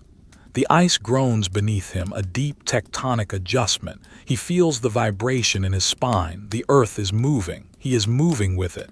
He drifts towards sleep, carried by the slow, cold current of the glacier. The map in his mind fades to white. The silence of the Arctic wraps around him, a heavy, suffocating blanket. He sleeps. The silence wakes him. It is not a gentle waking, but a sudden, jarring return to consciousness caused by the absence of the force that has defined his existence for the last 3 days. The wind has stopped. The relentless, scouring roar that pressed against the canvas walls, that vibrated in the floorboards, that hummed in the very marrow of his bones, has vanished. In its place is a stillness so profound, so absolute, that it feels like a physical vacuum, a void that sucks the air from the lungs. The tent is no longer a lung breathing with the storm. It is a crypt, sealed and motionless under the weight of the new snow. He lies in the reindeer bag, his eyes wide open in the dark. He does not move. He listens. He strains his ears against the silence, waiting for a gust, a whisper, a tremor. There is nothing. Only the high, thin ringing of his own nervous system, the phantom frequency of isolation. The pressure on his eardrums has changed. The barometer must have risen. The atmosphere has stabilized, pressing down with a massive, crushing clarity. The heavy blanket of the storm has been lifted, exposing the earth to the naked, freezing void of space. He knows what this means. The temperature will have plummeted. Without the insulating cover of the clouds, the heat of the earth, what little there is radiating out into the cosmos. It is the cold of the vacuum. He feels it seeping through the layers of the sleeping bag, a sharp crystalline needle that finds the gaps in the fur. The air inside the bag, usually warm and humid, feels thin and brittle. He exhales. The sound of his breath is loud, a harsh rasp in the quiet. He can feel the moisture of his exhalation freezing instantly on the rim of the hood, adding a new layer to the ice collar that has formed around his face. He begins the process of extraction. He pushes his arms out of the warmth. The air of the tent hits him like a wall of solid ice. It is a shock that stops the breath. It is a cold that burns, a temperature so low that it registers as heat on the skin. He fumbles for the matches. His fingers are stiff, clumsy clubs of flesh. He strikes a match. The sound is an explosion in the silence. The flame is small, struggling in the thin, cold air. He lights the lantern. The light reveals the transformation of the interior. The tent is no longer a canvas shelter. It is a geode of ice. The frost on the walls has grown into a thick, shaggy coat of crystals, inches deep. Every surface, the poles, the boxes, the table, is covered in rime. The lantern light catches the facets of the ice, fracturing into 1,000 tiny rainbows that sparkle with a cold, cruel beauty. It is a palace of diamonds, beautiful and deadly. He moves, and a shower of crystals falls from the roof, tinkling like broken glass as they hit the floor cloth. It's up. The movement is difficult. His joints are locked. He forces his legs to bend, his back to straighten. He reaches for his boots. They are frozen to the floor. He has to kick them loose. He picks them up. They are hard as stone. He cannot put them on. He must thaw them. He moves to the stove. The metal is covered in a layer of white frost. He brushes it off. He goes through the ritual of lighting it. The hiss of the priming alcohol is the only sound in the world. The flame is blue and ghostly. He holds the boots over the flame, turning them, kneading them. The leather groans as it warms. The smell of hot grease and old sweat fills the tent. It takes 20 minutes to soften them enough to wear. 20 minutes of turning, beating, and kneading. He puts them on. He laces them tight. He stands up. He is ready to face the new world, but first he must find it. The entrance to the tent is blocked. The drift has buried the door. He unlaces the flap. It is frozen shut. He has to use the handle of his knife to chip the ice away from the toggles. He pushes against the canvas. It does not move. The snow is packed hard against it, a wall of white concrete. He takes the small snow shovel from the pack. He begins to dig from the inside. He cuts a square into the wall of snow that fills the doorway. The snow is dense, stratified by the wind. It comes away in blocks, hard and squeaky. He pulls the blocks into the tent, stacking them near the stove to be melted later. He digs a tunnel, a foot, 2 feet, 3 feet. The light of the lantern does not reach the end of the burrow. He is a mole digging blindly towards the surface. Finally, the shovel breaks through. A crust of ice shatters and the sky is revealed. It is not the gray, heavy sky of the last few days. It is a deep, velvety black, studded with stars so bright and so numerous that they look like a spill of diamond dust across obsidian. The Milky Way is a slash of white fire, a celestial river that mirrors the glacier beneath. There is no moon. The light comes entirely from the stars and the aurora that hangs in the north, a curtain of pale green light that wavers slowly, silently, like a ghost in the upper atmosphere. He crawls out of the tunnel. He stands up. The cold hits him with a force that makes him stagger. It is a solid, palpable thing. It tightens the skin of his face instantly, pulling it taut over the cheekbones. The moisture in his nose freezes with a sharp, pinching sensation. He gasps, and the cold air fills his lungs, freezing him from the inside out. He coughs, a dry, hacking sound that is swallowed instantly by the vastness. The landscape has been erased. The ridges, the sastrugi, the tracks, all gone. The world is a smooth, undulating sheet of white, sculpted into long, elegant curves by the storm.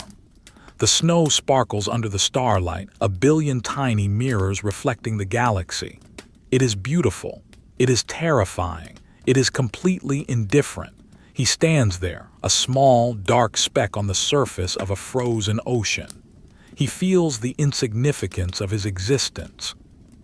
He is an intruder here, a biological anomaly in a mineral world. He looks for the dogs. There are no dogs, only a series of low, smooth mounds in the snow near the buried sledge. They have been completely covered. He walks over to them. The snow squeaks under his boots. It is a high-pitched, complaining sound, the friction of crystals against rubber at 40 degrees below zero. He reaches the first mound. He digs with his mittened hands. He finds fur. He pats the dog. "Silas," he whispers. The mound moves. The snow cracks. A head emerges, covered in frost, eyes blinking in the starlight. The dog shakes and a cloud of snow flies into the air. Silas looks at him, then curls back down. The dog knows it is too cold to move yet. The dog is wise. The surveyor moves to the sledge. It is a hump in the snow. He will have to dig it out. He will have to chip the runners free. He will have to unpack and repack every crate to ensure no snow has been driven into the supplies. It is hours of work. But first he must measure. The sky is clear. The stars are visible. The storm has given him a gift, a window of perfect visibility. He cannot waste it. He crawls back into the tent to retrieve the theodolite. He brings the mahogany box out into the cold. He sets up the tripod. The legs are stiff. He has to force them apart. He plants the metal tips into the hard snow, stomping them down to ensure a stable platform. He mounts the instrument. He removes the brass cap. The lenses are cold. He must be careful not to breathe on them or they will fog instantly and freeze, rendering the instrument useless.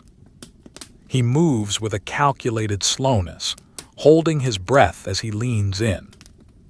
He levels the instrument. He adjusts the screws. The bubble in the spirit level is sluggish, moving like molasses. He waits for it to settle, center, perfect. He looks through the eyepiece. The world is magnified. The horizon is a sharp black line cutting across the star field. He swings the telescope up. He finds a star. It is Sirius, the dog star, burning blue-white in the south. He aligns the crosshairs. He checks the time on his pocket chronometer. He writes the figures in his notebook. The paper is stiff. The pencil lead is brittle. He writes quickly, his fingers numb inside the mittens. He swings the telescope to another star. Betelgeuse. A red giant, a cold fire. He marks the angle, he checks the time. He is triangulating his position on the surface of the sphere. He is drawing lines from the heavens to the ice.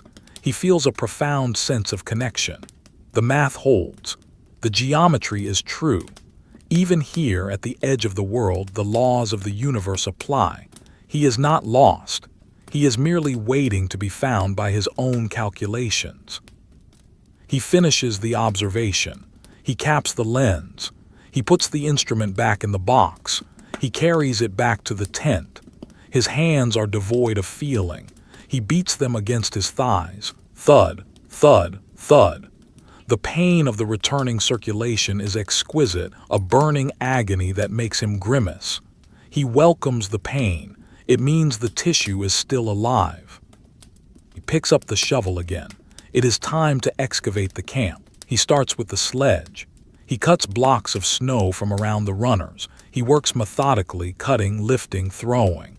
The sound of the shovel is a rhythmic chiff, chiff, chiff. He builds a windbreak with the discarded blocks. He is reshaping the environment to suit his needs. He clears the crates. He checks the lashings. They are frozen hard as iron. He will not be able to untie them. He will have to cut them if he needs to open a crate. He hopes he does not need to. He moves to the perimeter. He checks the guy lines of the tent. They are buried deep. He digs them out. He tightens them. The tent fabric is slack now that the wind is gone. He tightens the tensioners. The canvas becomes taut again. He checks the thermometer. It reads degrees. It is a temperature that kills. Exposure time is measured in minutes. He works in bursts. 10 minutes of digging. 5 minutes of arm swinging to force warm blood into his fingers. 10 minutes of digging. He looks at the horizon to the north. There faintly he can see the outline of a mountain range. It is jagged white against the black sky like the teeth of a saw. That is the next waypoint. The barrier range. He has to cross it. He estimates the distance. 20 miles, 30. In this clear air, distance is deceptive. Things look closer than they are. He knows this. He trusts the math, not his eyes. The mountains are a promise of struggle. They mean climbing. They mean crevasses. They mean the sledge dragging heavy on the upslope. He returns to the tent entrance. He crawls inside. The relative warmth of the interior is shocking. It is still freezing, but it is 20 degrees warmer than the outside. He sits on the crate. He is exhausted. The digging has drained his reserves. He needs fuel. He lights the stove again. He melts more snow. He makes tea. He adds a knob of butter to the tea. Fat. He needs fat. He drinks the oily, hot liquid. It coats his throat. It fuels the furnace. He sits and listens to the silence again. It is different now. It is no longer the silence of waiting. It is the silence of preparation. The storm is over. The path is open. The excuse for resting is gone. Now the real work begins. The hauling, the walking, the endless placing of one foot in front of the other. He feels a heaviness in his chest that has nothing to do with the cold. It is the weight of the journey ahead. He looks at the map on the table. He picks up the pencil. He marks his position with a small, precise X. He writes the date. He writes the temperature. He writes the condition of the snow surface. Hard pack, good for travel, severe cold. He looks at the X. It is a tiny scratch on a vast white sheet. He draws a line from the X towards the mountains. A straight, ambitious line, the vector of his intent.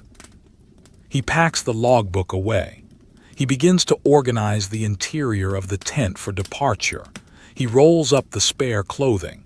He packs the cooking gear, leaving only the pot and the mug out for the morning meal.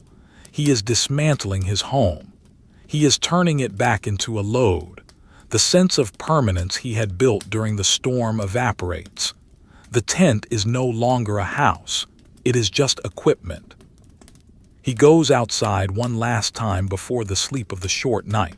The aurora has brightened. It is now a swirling curtain of neon green and violet dancing across the entire sky. It illuminates the snow with a ghostly underwater light. The shadows of the ice ridges move and shift as the lights dance. It is a silent symphony of light. He watches it. He feels small. He feels temporary. The lights were here before him. They will be here after him. He is just a witness. He walks to the dogs again. He speaks to them. Tomorrow, he says, the word hangs in the air, a cloud of frost. Tomorrow we walk. The dogs do not stir. They are saving their strength. He envies their ability to shut down, to simply exist. He turns back to the tent. The orange glow of the lantern through the canvas is the only warm thing in the universe. It looks fragile, a paper lantern in a gale, but the gale is gone. Now there is only the cold. He crawls back in. He extinguishes the lantern. The darkness returns, but it is different now. It is not the thick, suffocating darkness of the storm. It is a clear, sharp darkness. He can see the faint starlight filtering through the canvas. He can see the shape of the vent in the roof. He gets into the bag. He pulls the hood tight. He shivers. The cold of the deep night is settling in. The ice beneath him is hard and unyielding. He closes his eyes. He visualizes the mountains. He visualizes the slope. He visualizes the harness digging into his shoulders. He prepares his mind for the suffering of the haul. He accepts it. It is the price of the map. It is the currency of the pole. He drifts into a light, wary sleep. The silence of the outer world presses against his ears, a vast, ringing emptiness. The surveyor sleeps, but the map is awake in his mind, a grid of lines waiting to be walked. The vintage drawing would show the camp from a distance, a tiny spark on a vast, starlit plain, overshadowed by the looming, jagged silhouette of the distant mountains, under a sky swirling with the silent fire of the aurora. The dismantling of the shelter is a dismantling of the world. The tent, which for days has been the only definition of inside and outside, the only boundary between life and the void, is struck. The surveyor moves with a grim, practiced efficiency. He removes the bamboo pole from the center. The canvas collapses, a dying lung exhaling its last pocket of warm air. It falls into a heap of stiff, frozen folds on the snow, no longer a home but merely a pile of equipment. He folds it. The canvas is rigid, cracking audibly as he forces it into the shape of a bale. It fights him. The frost that lined the interior walls breaks off in sheets, crumbling into a fine, glittering dust that coats his mittens. He brushes it away. It is the residue of his own breath, the physical evidence of his survival, now discarded. He lashes the folded tent to the sledge. The ropes are hard coils of hemp, petrified by the cold. He has to use his full weight to tighten them, hauling back with his shoulders until the knot bites into the canvas. He ties it off. He checks it. He ties it again. Nothing must move. On the ice, a loose load is a lost load. The sledge is now a long, low mound of gray and brown, strapped and buckled, dense with the weight of provisions, instruments, and fuel. It sits on the snow like a coffin of supplies, heavy and inert. He turns to the dogs. They are still curled in their snow nests, reluctant to acknowledge the start of the labor. He walks down the line. He pulls them up one by one. They rise stiffly, shaking the ice from their coats. A cloud of crystals hangs in the air around them. He harnesses them. The leather harnesses are cold loops that he must force over their heads. He checks the traces. He checks the gangline. He connects the snaps. The metal clips are frosted. He warms them in his hand for a second to ensure the spring mechanism works, then clicks them onto the rings. The sound is small and sharp. Click, click, click. The chain of command is established. He steps into his skis. The bindings are simple leather straps. He kicks his boots into them, tightening the heel cables. He tests the glide. The snow is hard, wind-packed, and abrasive. The skis scratch against the surface. He picks up his poles. They are bamboo, light and strong, with wide baskets of leather and reed. He plants them in the snow. He looks at the horizon. The mountains are there, a jagged purple line against the pale indigo sky. They look no closer than they did the night before. Distance here is a deception. He gives the command, a low, guttural sound.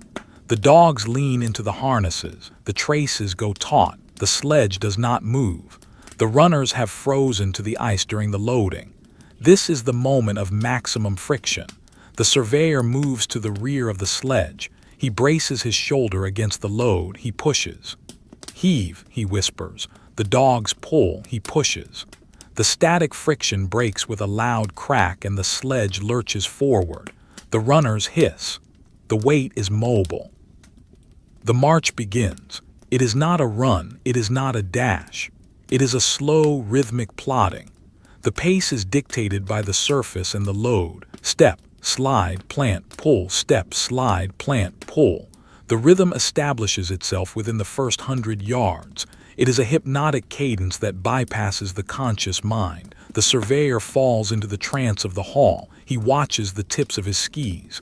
Left, right, left, right. They are parallel lines drawing him towards the pole. The sound of the march is the only sound in the world. The shhhshhh of the skis. The crunch-crunch of the dog's paws. The creak-creak of the sledge basket flexing over the uneven ground. It is a dry, repetitive soundtrack.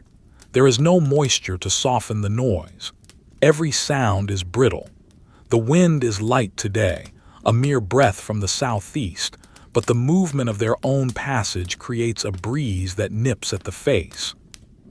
The surface of the snow is not flat. It is a frozen sea of sastrugi, wave-like ridges of hard snow sculpted by the wind. They are sharp-edged, irregular, and hard as concrete. The sledge rides over them like a boat in a chop. It climbs the windward face, balances for a second on the crest, and crashes down the leeward side. Thud. The surveyor winces with every impact, feeling the jar in his own skeleton. He worries for the runners. He worries for the lashings. He worries for the instruments packed deep in the center of the load. Is the chronometer cushioned enough? Is the theodolite safe? The anxiety is a background hum, constant and low. He navigates the sastrugi. He steers the sledge from behind, using a long pole as a tiller. He tries to guide the runners through the troughs, avoiding the highest ridges, but the field is endless. It is a maze of white obstacles. He has to anticipate the terrain. He looks ahead, reading the shadows on the snow. A dark shadow means a steep drop. A soft shadow means a gentle slope. He reads the language of the ice. He adjusts his course. Left, right, straight. The line of travel is never straight. It is a zigzag of compromise. The cold is absolute. Even with the exertion of the march, he does not feel warm. The sweat that forms on his back freezes in the layers of his wool clothing, creating a clammy, icy shell against his skin. He has to manage his temperature carefully. If he works too hard, he sweats too much and the sweat kills. If he works too little, the core cools and the blood slows. He must find the narrow band of equilibrium. He unzips his parka slightly at the neck. A vent. He feels the cold air hit his throat. It dries the sweat. He zips it back up. Thermostat control. The dogs are working well. They are in the rhythm. Their tails are low, their heads down. They do not look around. They are focused on the pull. They are machines of muscle and fur. The surveyor watches their gait. He looks for a limp. He looks for a slack trace. A dog that is not pulling is a weight. A dog that is injured is a tragedy. He sees nothing but the steady piston action of their legs. They are strong. They are fed. They are doing what they were bred to do. The hours pass. The sun, a pale, heatless disk, skirts the horizon. It does not rise high, it rolls along the edge of the world, casting long, exaggerated shadows that stretch for miles. The shadow of the surveyor is a giant, thin figure that walks beside him, mimicking his stride. The shadow of the sledge is a dark monolith sliding over the white. The light is flat, diffusing through the ice crystals in the air, creating a halo around the sun. Parhelia, sun dogs. Two mock suns sit on either side of the real one, spectral sentinels watching the procession. He checks his compass. He checks the sun. He checks the distant peak he is aiming for. He makes a mental calculation. The drift is pushing them slightly west. He corrects. He leans into the tiller. The sledge groans and shifts. The tracks behind them are two parallel furrows in the snow stretching back to the horizon, the only proof that they have moved at all. In front, the white is unbroken, virgin, perfect. He is scribing a line on the blank face of the planet. He feels the hunger begin. It is a hollow ache in the center of his body. The furnace needs coal. He does not stop. To stop is to lose momentum. To stop is to let the runners freeze. He reaches into his pocket and pulls out a chunk of chocolate. It is frozen hard. He puts it in his mouth. He lets it melt. The sugar hits his blood, a small spike of energy. It is enough. He keeps walking. Terrain begins to change. They are approaching the disturbance caused by the glacier meeting the land. The smooth waves of sastrugi give way to larger, more chaotic formations, pressure ridges, hummocks of ice forced up by the grinding weight of the flow. The sledge bucks and rolls. The surveyor has to run now, moving from side to side to keep the load upright. He is panting. His breath comes in white clouds that trail behind him. His legs burn. The lactic acid builds. The trance is broken by the physical struggle. "Hike, hike," he calls to the dogs. His voice is thin in the vast air. They surge. They scramble over a ridge of blue ice, claws scratching for purchase. The sledge hangs up on the crest. It stops. The dogs whine, digging in.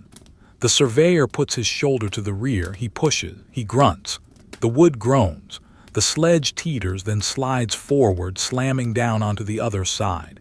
He stumbles, catches himself on the poles. He checks the load. It is secure. He keeps moving. There is no time to rest. The day is short. The twilight is already gathering in the eastern sky, a bruising of purple and gray. He must make the miles while the light holds. He checks the odometer wheel trailing behind the sledge. It is a bicycle wheel with a counter ticking off the revolutions. He reads the dial. 8 miles, only 8. The surface has been slow, the friction high. He had hoped for 12. He adjusts his expectation. The map will grow slowly today. He looks at the mountains again. They have changed. He can see the texture of the rock now. He can see the individual glaciers pouring down the valleys like frozen milk. They are massive. They are indifferent. They do not care if he climbs them or dies at their feet. They simply are. The scale is crushing. A man is nothing against this geology. He feels a sense of awe mixed with a deep, quiet dread. This is the cathedral of the ice. The wind picks up slightly as the sun dips. It comes from the glacier, a katabatic drainage of cold air. It carries the smell of ancient ice, a smell like ozone and crushed rock. It cuts through his layers. He pulls his hood up. He adjusts his goggles. The world narrows to the slit of the lens. The colors drain away. Everything becomes blue. Blue snow, blue ice, blue sky, a monochromatic nightmare. He listens to his own heartbeat. It is a slow, heavy thud in his ears. Thump, thump, thump. It is the metronome of the march. He tries to sync his steps to it. Efficiency, economy of motion. Do not lift the ski too high. Do not plant the pole too deep. Glide, slide, flow. He becomes a liquid moving over a solid. He thinks of the camp he will make tonight. He visualizes the tent, the stove, the sleeping bag. It is a beacon of comfort in his mind. He longs for the moment when he can stop, when he can take the weight off his shoulders, when he can close his eyes, but not yet. 2 more miles. He sets a goal, 2 more miles. He fixes his eyes on a distinct ridge of snow in the distance. That is the finish line. The dogs are tiring, their heads are lower, their tails are down, the line is slackening. He calls to them a low, encouraging murmur. Steady, lads, steady. They hear him, they tighten the traces, they trust him. He is the alpha. He is the one who brings the food. He is the one who stops the wind. He cannot let them down. The surface becomes harder, more polished. Blue ice shines through the snow cover. The skis chatter. The sledge skids sideways. He has to fight to keep it tracking straight. His arms ache from the tiller. His grip is frozen into a claw. He cannot open his hands fully. They are molded to the wood. He accepts the pain. It is just a signal. It is not damage. Not yet. He reaches the ridge he marked. He checks the odometer. 9.5 miles it will have to do. The light is failing fast. The world is turning gray. The contrast is disappearing. To go on would be dangerous. He could walk into a crevasse without seeing it. He halts. Whoa. The dogs stop instantly. They collapse into the snow. They do not wait for the command to rest. They simply drop. The sledge slides to a halt. The silence rushes back in. The cessation of the noise is sudden and physical. The swish crunch stops. The world stands still. The surveyor stands there for a moment, swaying slightly. His inner ear is still moving. He feels the phantom motion of the slide. He plants his poles. He unclips his bindings. He steps out of the skis. His boots sink into the snow. He feels the solidity of the ground. He is stopped. He begins the routine of the camp. It is the reverse of the morning. It is the construction of the world. He unlashes the shovel. He clears a space. He unpacks the tent.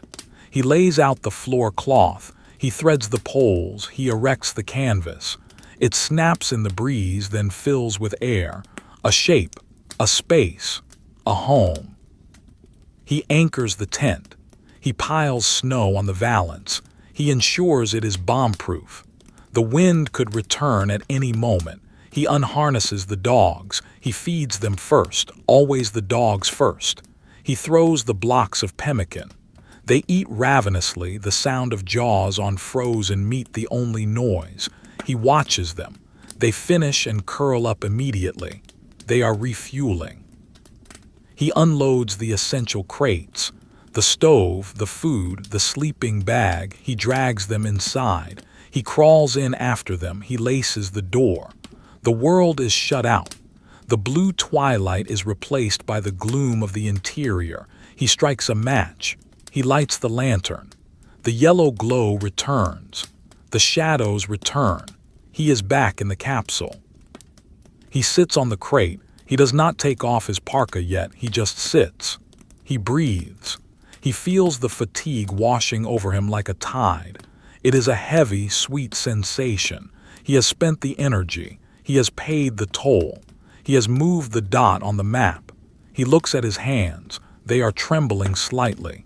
The vibration of the haul is still in his muscles. He reaches for the stove. He begins the melting. The sound of the pump, the roar of the burner. It is the music of the evening. He watches the snow turn to water. He thinks of the miles behind him. He thinks of the miles ahead. He does not judge them. He just measures them. 9.5. It is a number. It is a fact. He takes the logbook. He opens it. He writes. Distance 9.5 miles. Surface mixed heavy sastrugi. Wind light SE. Temp degrees F. Mountains approaching. He closes the book. The day is recorded. The history is written. He leans back. The heat from the stove hits his face. He closes his eyes. He can still see the white line of the horizon burned into his retinas. He can still feel the rhythm of the skis in his legs. Step, slide, pull. It continues even in stillness. He is a surveyor in motion even when at rest. The Arctic flows around him, a river of ice and time, and he is the navigator, steering his small wooden ship through the white dark. The vintage drawing would show the tent pitched on a vast, open plain of ridged snow, the sled parked beside it, the dogs as dark lumps in the foreground, and in the distance, the looming, ghostly shapes of the mountains, rendered in soft, dark charcoal against a deep, star-studded sky. The light from the tent is a tiny, warm pinprick in the vast, cold canvas. He prepares to eat, he prepares to sleep, he prepares to do it all again. The cycle is unbroken, the map waits. The morning light is not a dawn, but a revelation of geology. When the surveyor unlaces the tent flap, the world that greets him is no longer the horizontal abstraction of the ice shelf. It is vertical.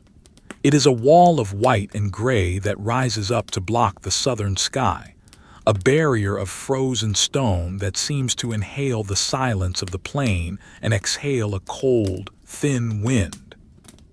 The mountains, which for days had been merely a jagged sketch on the horizon, a suggestion of distance, are now a looming physical reality. They cast long, hard shadows across the camp, turning the snow a deep, bruised purple. The sun has not yet cleared the peaks.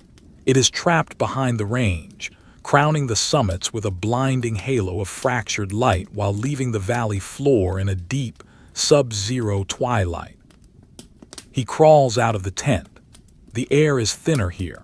He feels it in his lungs, a slight breathless quality that makes every movement require a conscious effort of respiration. The cold is different, too. It is not the damp, blustery cold of the coast, nor the wind-driven chill of the storm. It is a dry stillness, a temperature so low that the moisture in his nostrils freezes instantly upon contact with the air, creating a sensation of pinching sharpness. He stands up and looks at the thermometer. The spirit column has retreated into the bulb, hovering near the bottom of the scale. It is 45 degrees below zero. At this temperature, the world becomes brittle. Metal snaps, rubber shatters, flesh freezes in minutes. He moves to the sledge. The runners are frozen to the ice again. This is the morning ritual, the breaking of the bond. He kicks the wood. A dull, hollow thud echoes in the valley. He leans his weight against the load. It groans, a sound like a ship's timber under stress, and then cracks free. The sound of the release is sharp, like a pistol shot in the quiet air. He checks the lashings. The ropes are stiff as iron rods. He cannot retie them. He can only ensure they have not slipped. He runs his gloved hand along the canvas cover. It is coated in a fine, sandpaper-like frost. The dogs are reluctant to rise. They are buried in the snow, curled into tight, heat-conserving balls. He has to walk down the line, tapping each mound with his mittened hand. Up, up. His voice is a croak, dry and unused. Slowly, one by one, the mounds erupt. Fur shakes, ice flies. The dogs stand, shivering violently until their muscles begin to generate heat. They look at the slope ahead. They know what is coming. They lower their heads, resigning themselves to the gravity. He harnesses them. The leather is rigid. He has to warm the clips in his hands before they will open. He breathes on the metal, watching the frost form and fade. Click, click, click. The team is assembled. He steps into his skis. The bindings creak. He plants his poles. The baskets crunch into the hard wind slab. He looks up at the route. It is a ramp of blue ice, dusted with snow, rising towards a pass between two black, rock-ribbed peaks. It is the gateway to the plateau. It is the funnel through which the glacier flows. Hike. The command is soft, almost an apology. The dogs lean into the traces. The line goes taut. The sledge jerks forward. The ascent begins. The rhythm of the climb is different from the rhythm of the flat. On the flat, it was a stride and a glide. Here, there is no glide. There is only the step and the hold. He drives his ski into the snow, feeling the skins on the bottom grip the surface. He pushes down. He steps up. He drags the weight. The sledge is a dead thing, an anchor that wants to slide back down the hill. Gravity is a constant, steady hand pulling against him. Step, breathe, step, breathe. The sound of the labor is loud in the canyon. The panting of the dogs, the scraping of the sledge runners on the ice, the squeak of the bindings, it is a chorus of friction. The walls of the mountains amplify the sound, reflecting it back to him. He feels small. He feels like an insect crawling up the side of a white bowl. The scale of the landscape is crushing. The cliffs on either side rise for thousands of feet, sheer faces of black basalt veined with snow. They are ancient, indifferent watchers. They have seen the ice come and go for eons. They do not care about the man and his map. He focuses on his feet. He watches the tips of his skis. They are his world. Left ski, right ski, left ski, right ski. He counts the steps. 100 steps, rest. 100 steps, rest. He cannot stop for long. If he stops, the sweat will freeze. If he stops, the sledge will settle. He must keep moving. He is a machine of conversion, turning chemical energy into altitude. The surface changes as they climb. The snow becomes thinner, revealing the hard, blue ice of the glacier beneath. It is a landscape of frozen turbulence. There are pressure ridges where the ice has buckled under the strain of its own weight, forming chaotic jumbles of blocks and slabs. There are crevasses, deep fissures in the ice hidden by bridges of snow. He has to probe the path ahead. He uses his pole, driving it into the snow. If it holds, he steps. If it punches through into emptiness, he stops. He navigates a field of seracs, towers of ice that lean at precarious angles, sculpted by the wind into fantastic, grotesque shapes. They look like frozen flames, like white monoliths, like giant, silent teeth. He weaves the sledge between them. The dogs are nervous. They sense the danger. They keep their tails low, their ears flat. They do not bark. They move with a liquid, cat-like caution. He stops to take a bearing. He needs to know the angle of the ascent. He takes out the clinometer. It is a small brass instrument. He sights up the slope. The bubble floats in the spirit, 12 degrees. It is steep for a sledge. It is the limit of what the dogs can pull. He will have to help. He clips a trace to his own harness. He becomes the lead dog. He leans forward, adding his weight to the equation. The strap cuts into his shoulders.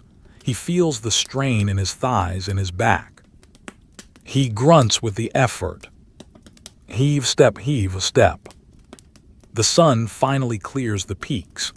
The light hits the valley floor with a sudden, blinding violence. The snow erupts into brilliance. Every crystal becomes a prism. The glare is intense, searing the eyes even through the smoked glass of his goggles. The world loses its definition. The shadows disappear, washed out by the vertical light. It is a whiteout of brightness. He has to squint, trusting his feet more than his eyes. The heat of the sun is negligible, but the light is a physical force. It hammers against him. He sweats. The moisture gathers on his forehead, trickling down into his eyes, stinging with salt. It soaks his wool underwear. It is a dangerous fluid. He stops to vent his parka. He opens the neck. The cold air rushes in, shocking his skin, drying the moisture. He shivers. It is a delicate balance. Heat management is survival. They reach a plateau, a flat step in the glacial staircase. He calls a halt. Whoa! The dogs drop instantly, tongues lolling, steam rising from their flanks. The surveyor unclips his harness. He stands upright, his back cracking. He looks back the way they came. The view is staggering. Below him, the great white plain stretches out to infinity, a vast, frozen ocean. He can see the curvature of the earth. He can see the shadow of the mountain stretching out across the ice like dark fingers. He feels a moment of vertigo, a sense of falling upwards. He takes out the camera. It is a heavy wooden box with a brass lens.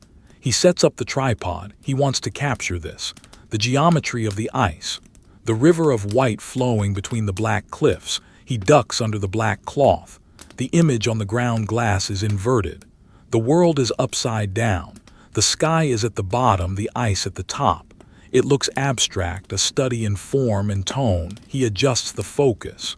The image sharpens. He squeezes the bulb. The shutter clicks. A slice of time is frozen on the glass plate. He packs the camera.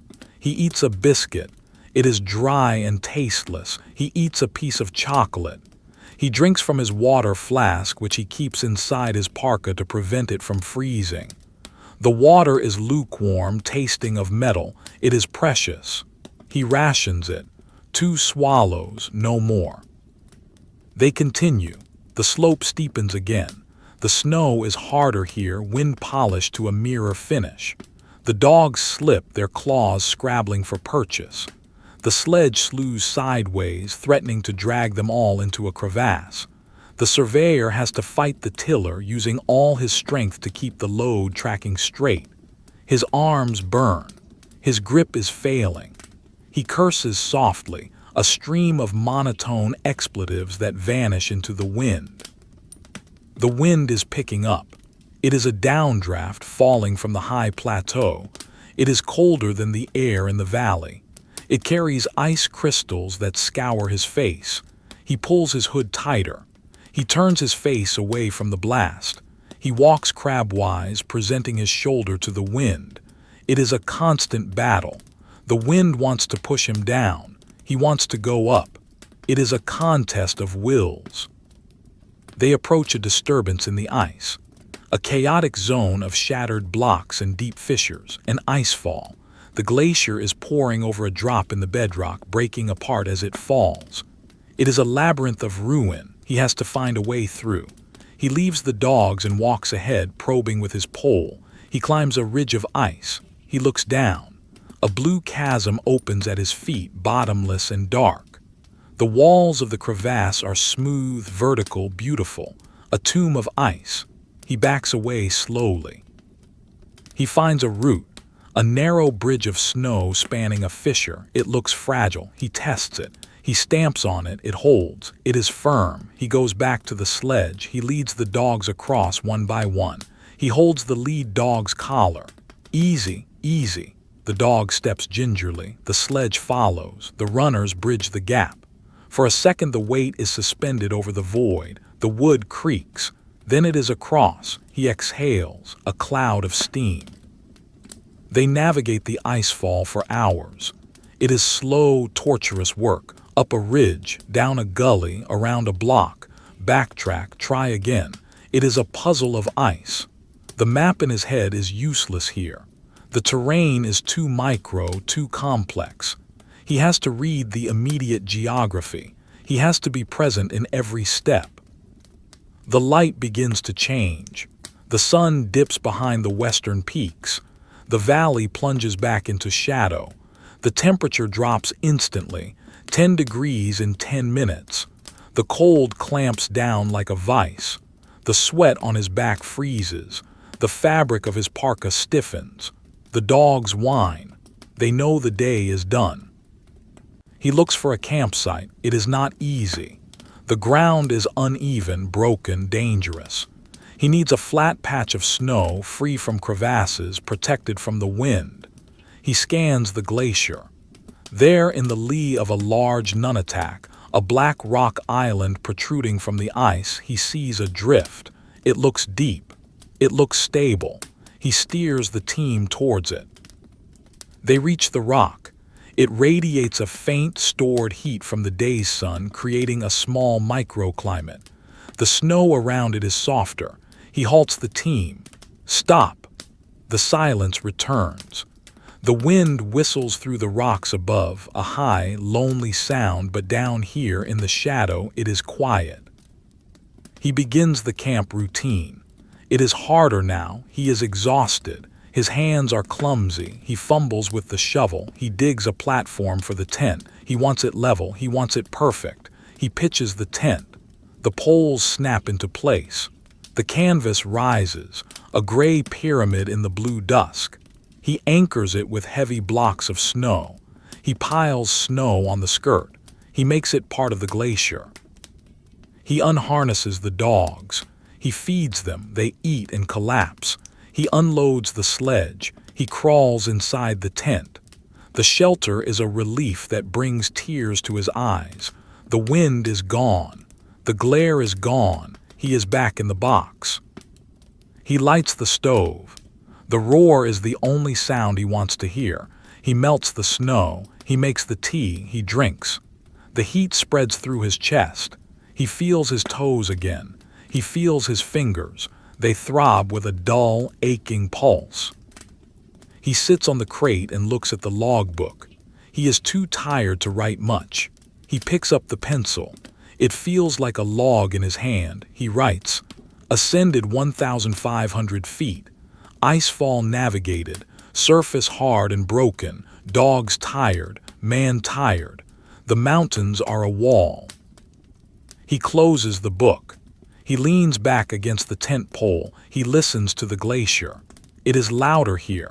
The ice is under tension. It cracks. It groans. Deep booms echo through the valley like distant artillery. The mountain is moving. The river of ice is flowing. He is sleeping on the back of a slow, cold beast. He visualizes the route for tomorrow. More climbing, steeper.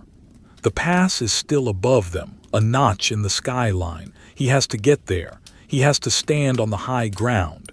He has to see what is on the other side. That is the drive, the curiosity that outweighs the pain, to see the blank space on the map. He prepares the sleeping bag. He takes off his boots. He massages his feet. They are pale, waxy. He rubs them until they turn pink. He puts on dry socks. He slides into the bag. The reindeer fur is cold, then warm. He pulls the hood tight. He is alone. He is miles from the nearest human being. He is a speck of biology in a geology of ice. He feels a strange peace. There is no complexity here. There is only up and down, cold and warm, stop and go. Life is reduced to its binary elements. He closes his eyes. He sees the blue ice. He sees the black rock. He hears the wind singing in the wire of the guy lines. It is a lullaby of the void. He drifts. He sinks. The mountain holds him. The ice cradles him. The surveyor sleeps, and the map waits for the morning sun to reveal the next contour line. The darkness of the valley is complete, save for the single, faint ember of the tent, glowing softly against the foot of the black cliffs, a lonely star in a universe of stone and snow.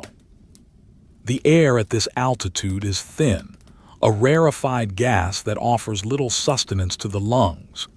It is crisp, brittle, and devoid of moisture, holding a clarity that makes the distant peaks of the range appear as if they are cut from black paper and pasted against the sky. The surveyor wakes not to the sound of wind, but to the sensation of pressure. The atmosphere pressing down on the tent is lighter, yet the silence is heavier. It is the silence of the high places, where the air is too thin to carry the lower frequencies of the earth. He lies in the sleeping bag, listening to the shallow rasp of his own breathing. In gasp, out wheeze. The rhythm is faster than before, a physiological panic as the body demands oxygen that the air cannot provide. He sits up. The movement is slow, hydraulic. His head throbs with a dull, persistent ache behind the eyes, the altitude headache, a familiar companion of the ascent. He ignores it. Pain is merely a signal, and in this landscape, signals are to be noted, not obeyed. He reaches for the water bottle he kept inside the sleeping bag. It is lukewarm, tasting of the rubber seal. He drinks. The fluid is heavy in his stomach. He needs hydration. The dry air sucks the moisture from his body with every exhalation. He is drying out, becoming like the mummified seals found in the dry valleys, preserved by the cold and the aridity. He lights the stove. The flame is lazy today, yellow and flickering. The oxygen deprivation affects the fire as much as the man. He has to pump the pressure higher, forcing the fuel to vaporize. The roar of the burner is subdued, a thin hiss rather than a throaty rumble. He melts the snow. It takes longer here. The boiling point is lower, but the ice is colder. He watches the white blocks turn to slush, then to water. He adds the tea. He drinks. The heat is a shock to his system, a sudden expansion of warmth in the core that radiates outward to his freezing extremities. He prepares to leave the shelter of the nunatak. He knows that today they must crest the pass. They must reach the plateau. The climb will be the hardest part of the journey. He packs the gear. Every ounce feels heavier. The gravity seems to have increased, pulling at his muscles with a jealous grip. He lashes the tent to the sledge. He tightens the ropes. His fingers are clumsy, the tactile feedback dulled by the cold and the lack of blood flow. He checks the knots twice. Visual confirmation is necessary when the nerves fail. He harnesses the dogs. They are lethargic, moving with a slowness that mirrors his own. They pant even at rest, their tongues lolling pink ribbons in the gray world. He pets Silas. The dog's fur is thick, matted with ice crystals. Silas leans against his leg, a heavy, warm weight. Up, the surveyor whispers. Up we go. The team stands. They look at the slope. It rises steeply ahead, a wall of white leading to a notch in the skyline, the gateway. They begin the climb. It is a slow, agonizing crawl. The surveyor does not ski, the slope is too steep. He walks, kicking steps into the hard snow with his boots. Kick, step, breathe, kick, step, breathe. The sledge hangs behind the dogs, a dead weight. The runners grate on the sastrugi. The dogs scramble, their claws slipping on the wind-polished ice. They whine, a high, thin sound of exertion. The surveyor puts his shoulder to the trace. He pulls.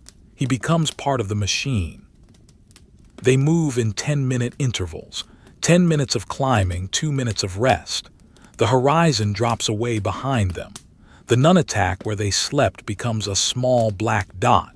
The glacier below becomes a river of wrinkled silk. The world expands, revealing its curvature.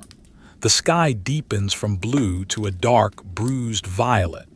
They are leaving the troposphere, entering the stratosphere of the Earth. The wind begins to rise as they near the gap. It is a funnel wind compressed by the rock walls, accelerating as it squeezes through the pass. It hits them in the face, a blast of freezing air that carries needles of ice. He lowers his head. He pulls his scarf up. He looks only at his feet. The world narrows to the patch of snow directly in front of him. White, gray, white, gray. They reach the crux of the climb, a steep ramp of blue ice scoured clean of snow. The dogs cannot get traction. They slip, sliding back, tangling the traces. The sledge starts to slide sideways, dragging the team towards the drop-off. The surveyor acts. He drives his ice axe into the slope. He wraps the lead trace around the handle. He holds. The weight of the sledge jerks against his arm, threatening to dislocate the shoulder. He grunts. He holds. The slide stops. The sledge hangs there, suspended by the friction of the axe in the ice. He uncoils a rope. He anchors the sledge. He cuts steps in the ice. He helps the dogs up one by one, hauling them by their harnesses. They scramble to the safer snow above. Then he goes back for the sledge. He rigs a pulley system. He hauls inch by inch. The wood scrapes and groans. He pulls until his vision blurs, until black spots dance in his eyes. Finally, the sledge crests the ramp. It sits on the flat snow. Safe. He collapses on the sledge. He gasps for air. His lungs burn. His heart hammers against his ribs like a trapped bird. He lies there for a long time staring at the sky. It is dark, almost black, even with the sun shining. The stars are visible at noon. It is a space sky. He feels very far from the Earth. He feels like an astronaut on a frozen planet. He stands up. They are at the top. The pass, the gateway. He looks ahead. The view that greets him is not a valley, not a descent, but an ocean, a solid, white, motionless ocean. The plateau. It stretches out to the horizon in every direction, a flat, featureless table of ice. There are no mountains, no nunataks, no shadows, just the white, the great white. It is terrifying in its emptiness. It is a void made of matter. The wind here is constant. It blows from the south, from the pole, unimpeded by any obstacle for 1,000 miles. It is a laminar flow, smooth and deadly. It does not gust, it pushes. It leans against him. He leans back. He is balanced against the atmosphere. He checks the altimeter. The needle has wrapped around the dial, 9,000 feet. He taps the glass. It holds steady. They are walking on the roof of the world. The temperature is lower here. The adiabatic lapse rate has done its work. It is 50 degrees below zero. The cold is a physical weight, a crushing presence that seeks to stop all molecular motion. He takes out the theodolite. He must mark this spot. This is a primary datum point, the entrance to the interior. He sets up the tripod. The legs sink into the snow. It is softer here, less wind-packed than the slope, neve, granular snow. He levels the instrument. He sights back at the peaks he has just climbed. He marks their summits. He turns the instrument north. There is nothing to sight, no landmarks, only the horizon. He shoots the sun. He calculates the latitude. He is deep in the circle. He packs the instrument. He turns to the dogs. They are looking at the emptiness. Their ears are pricked. They sense the change. There is no smell here, no scent of rock or earth, only the smell of ozone and ice. They are uneasy. The surveyor strokes the lead dog's head. "Forward," he says, "into the white." They step onto the plateau. The walking is easier now. The ground is flat, but the surface is soft. The sledge sinks in. The runners plow through the snow instead of gliding over it. It is like pulling a plow through sand. The friction is high. Drag, pull, drag, pull. The sound is muffled, soft, a shhh of displacement. The visual deprivation is immediate. There is no contrast. The sky is white. The ground is white. The horizon is a blur. Whiteout conditions, even though the sun is shining. The light bounces between the snow and the clouds, erasing all shadows. He loses his depth perception. He cannot tell if there is a hole in front of him or a hill. He has to trust his feet. He feels like he is floating in a bottle of milk. He keeps his eyes on the compass. It is his only reference. He steers south, due south, into the heart of the magnet. The needle dips steeply, trying to point straight down. He has to balance it. He checks it every 100 yards. If he deviates, he will walk in a circle. The vastness will swallow him. He walks for hours. The landscape does not change. There is no change. It is a treadmill of ice. He looks back. The mountains have disappeared below the curve of the plateau. He is alone in the center of a white disk. The isolation is absolute. It presses on his mind. He starts to hallucinate. He sees shapes in the periphery of his vision, dark spots, moving figures. He turns his head. Nothing, just the wind, just the snow. He focuses on the routine. Step, breathe, check compass. Step, breathe, check compass. He counts his steps. 1,000, 2,000. He creates a mental map of the void. He imposes a grid on the nothingness. He imagines he is walking along a line of longitude. He is a pencil drawing a line on a blank sheet of paper. The sun begins its slow roll along the horizon. It does not set, it just circles. The shadows lengthen, stretching out like blue fingers across the snow. The texture of the surface is revealed, tiny ripples, sastrugi like fish scales. The snow is beautiful in a cruel, minimal way. It is a study in texture and light. He feels the cold seeping through his boots. The soles of his feet are numb. He wiggles his toes. They respond slowly. He stamps his feet. Thud, thud. The sound is deadened. The snow absorbs everything. He is afraid of frostbite. He stops to check his face. He touches his nose. It is hard, waxy. He rubs it vigorously with his mitten. The sensation returns, a stinging burn. Good. Pain is life. He decides to camp early. The effort of the climb has drained them. The dogs are stumbling. He halts. Whoa, they stop. They do not lie down immediately. They stand, swaying, looking at the horizon. They are confused by the lack of landmarks. They are looking for shelter. There is none. He unlashes the shovel. He starts to dig. He digs a pit for the tent. He wants to lower the profile to get out of the wind. The snow is deep here. He digs down 3 feet. He piles the blocks on the windward side, a wall, a fortification. He pitches the tent in the hole. It snaps in the wind. He anchors it with the sledge. He piles snow on the skirt. He buries the edges. He crawls inside. The relief is not as great as before. The tent feels smaller, more fragile against the vastness outside. The silence of the plateau is different. It is a humming silence, a vibration of the air itself. He lights the stove. The flame is weak. The altitude. He pumps it madly. It flares. He melts the snow. He drinks the tea. It tastes of metal and fatigue.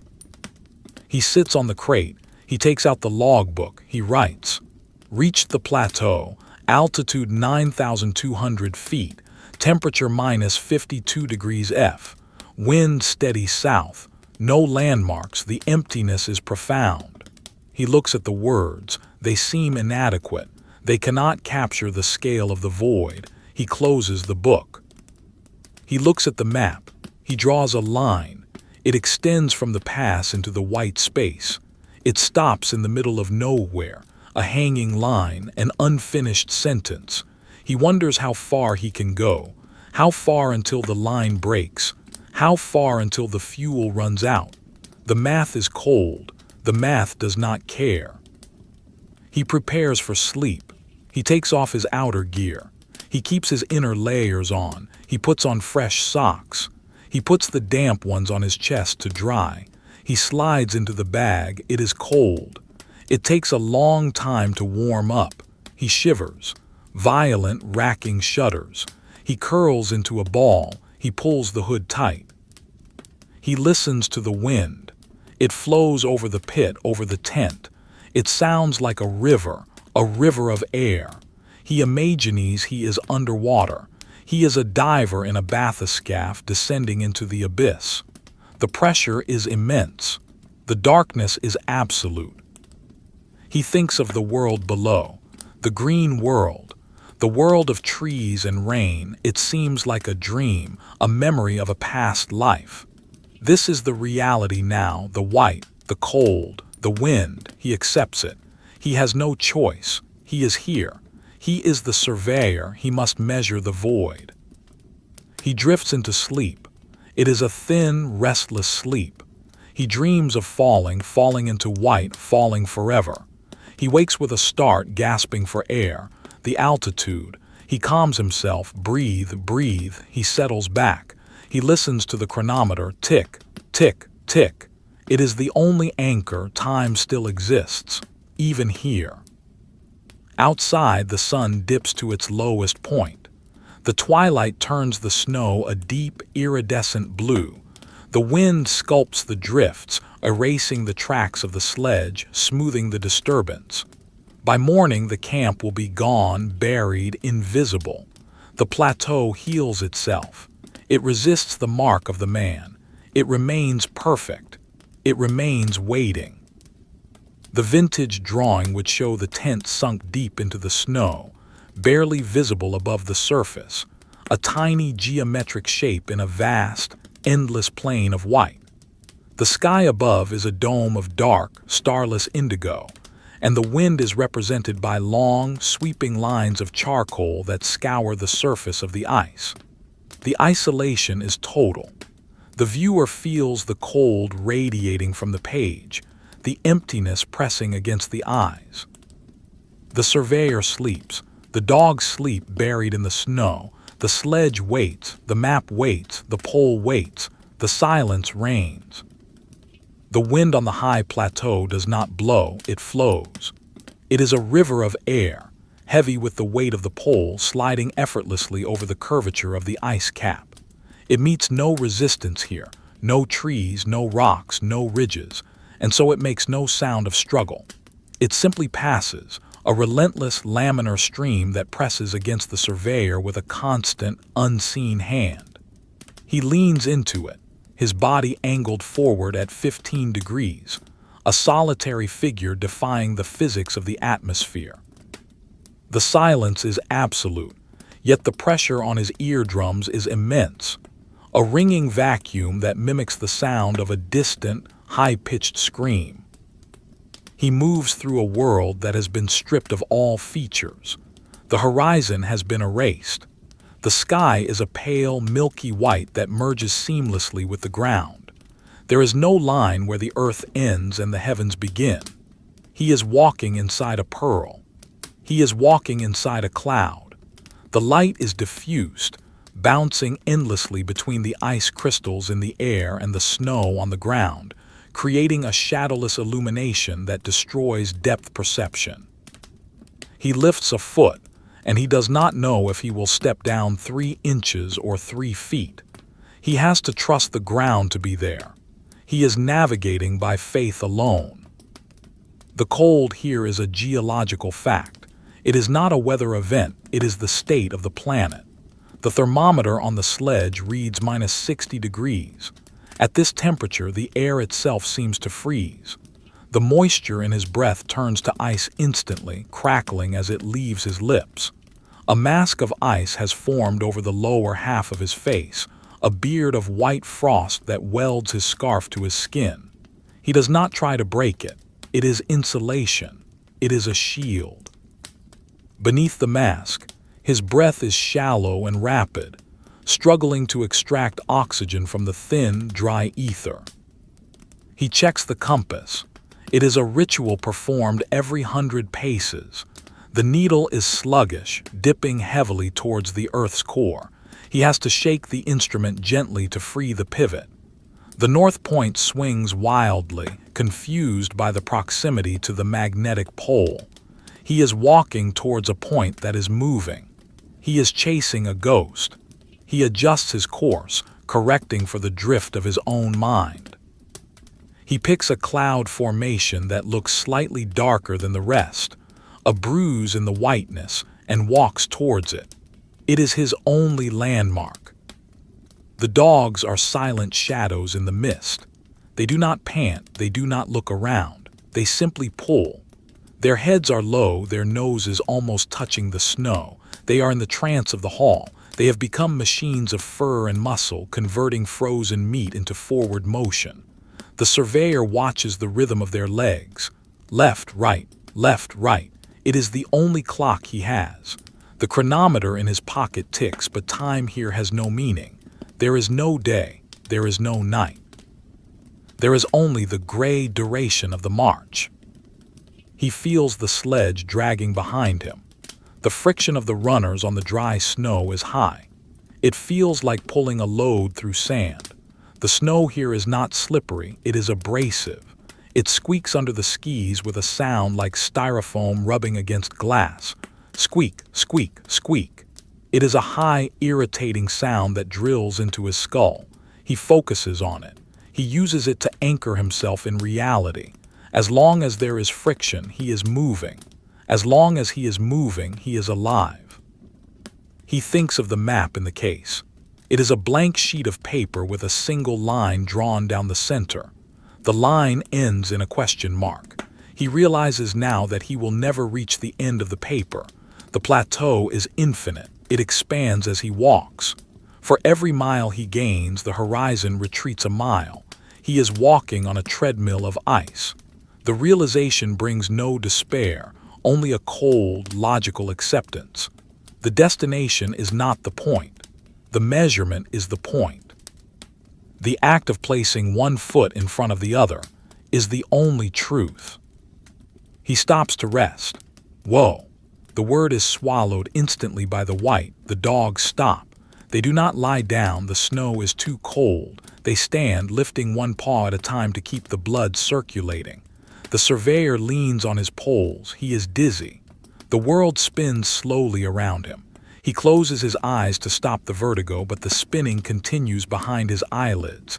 He sees flashes of color, red, green, gold, hallucinations of the optic nerve. He opens his eyes. The white returns. He eats a piece of chocolate. It is hard as stone. He has to gnaw it with his back teeth. It tastes of dust and old wax. It gives him no pleasure, only calories. He drinks from his flask. The water is slush. He chews the ice. It numbs his throat. He is consuming the cold. He is becoming the cold. He looks at his hands. They are encased in layers of wool and fur, giant paws that can no longer feel the texture of the world.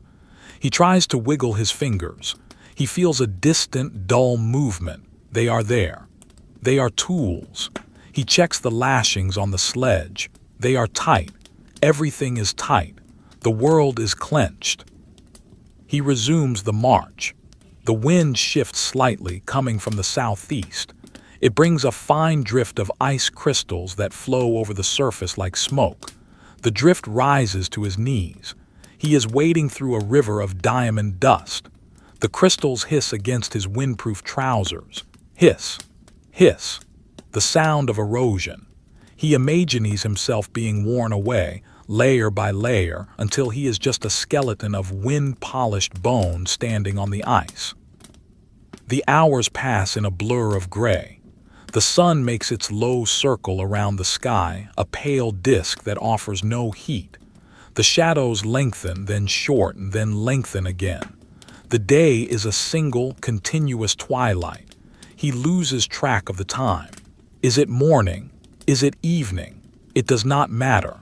The cycle of the sun is irrelevant to the cycle of the boot. He begins to see things in the distance. Dark shapes. Are they mountains? Are they buildings? He stops and stares. He takes out the telescope. He focuses on the horizon.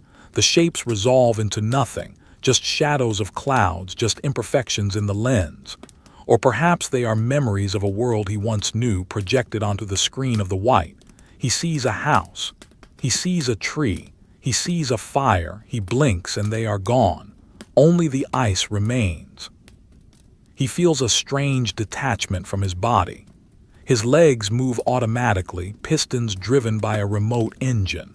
He watches them from a distance. Step, slide, step, slide. He is a passenger in his own machine.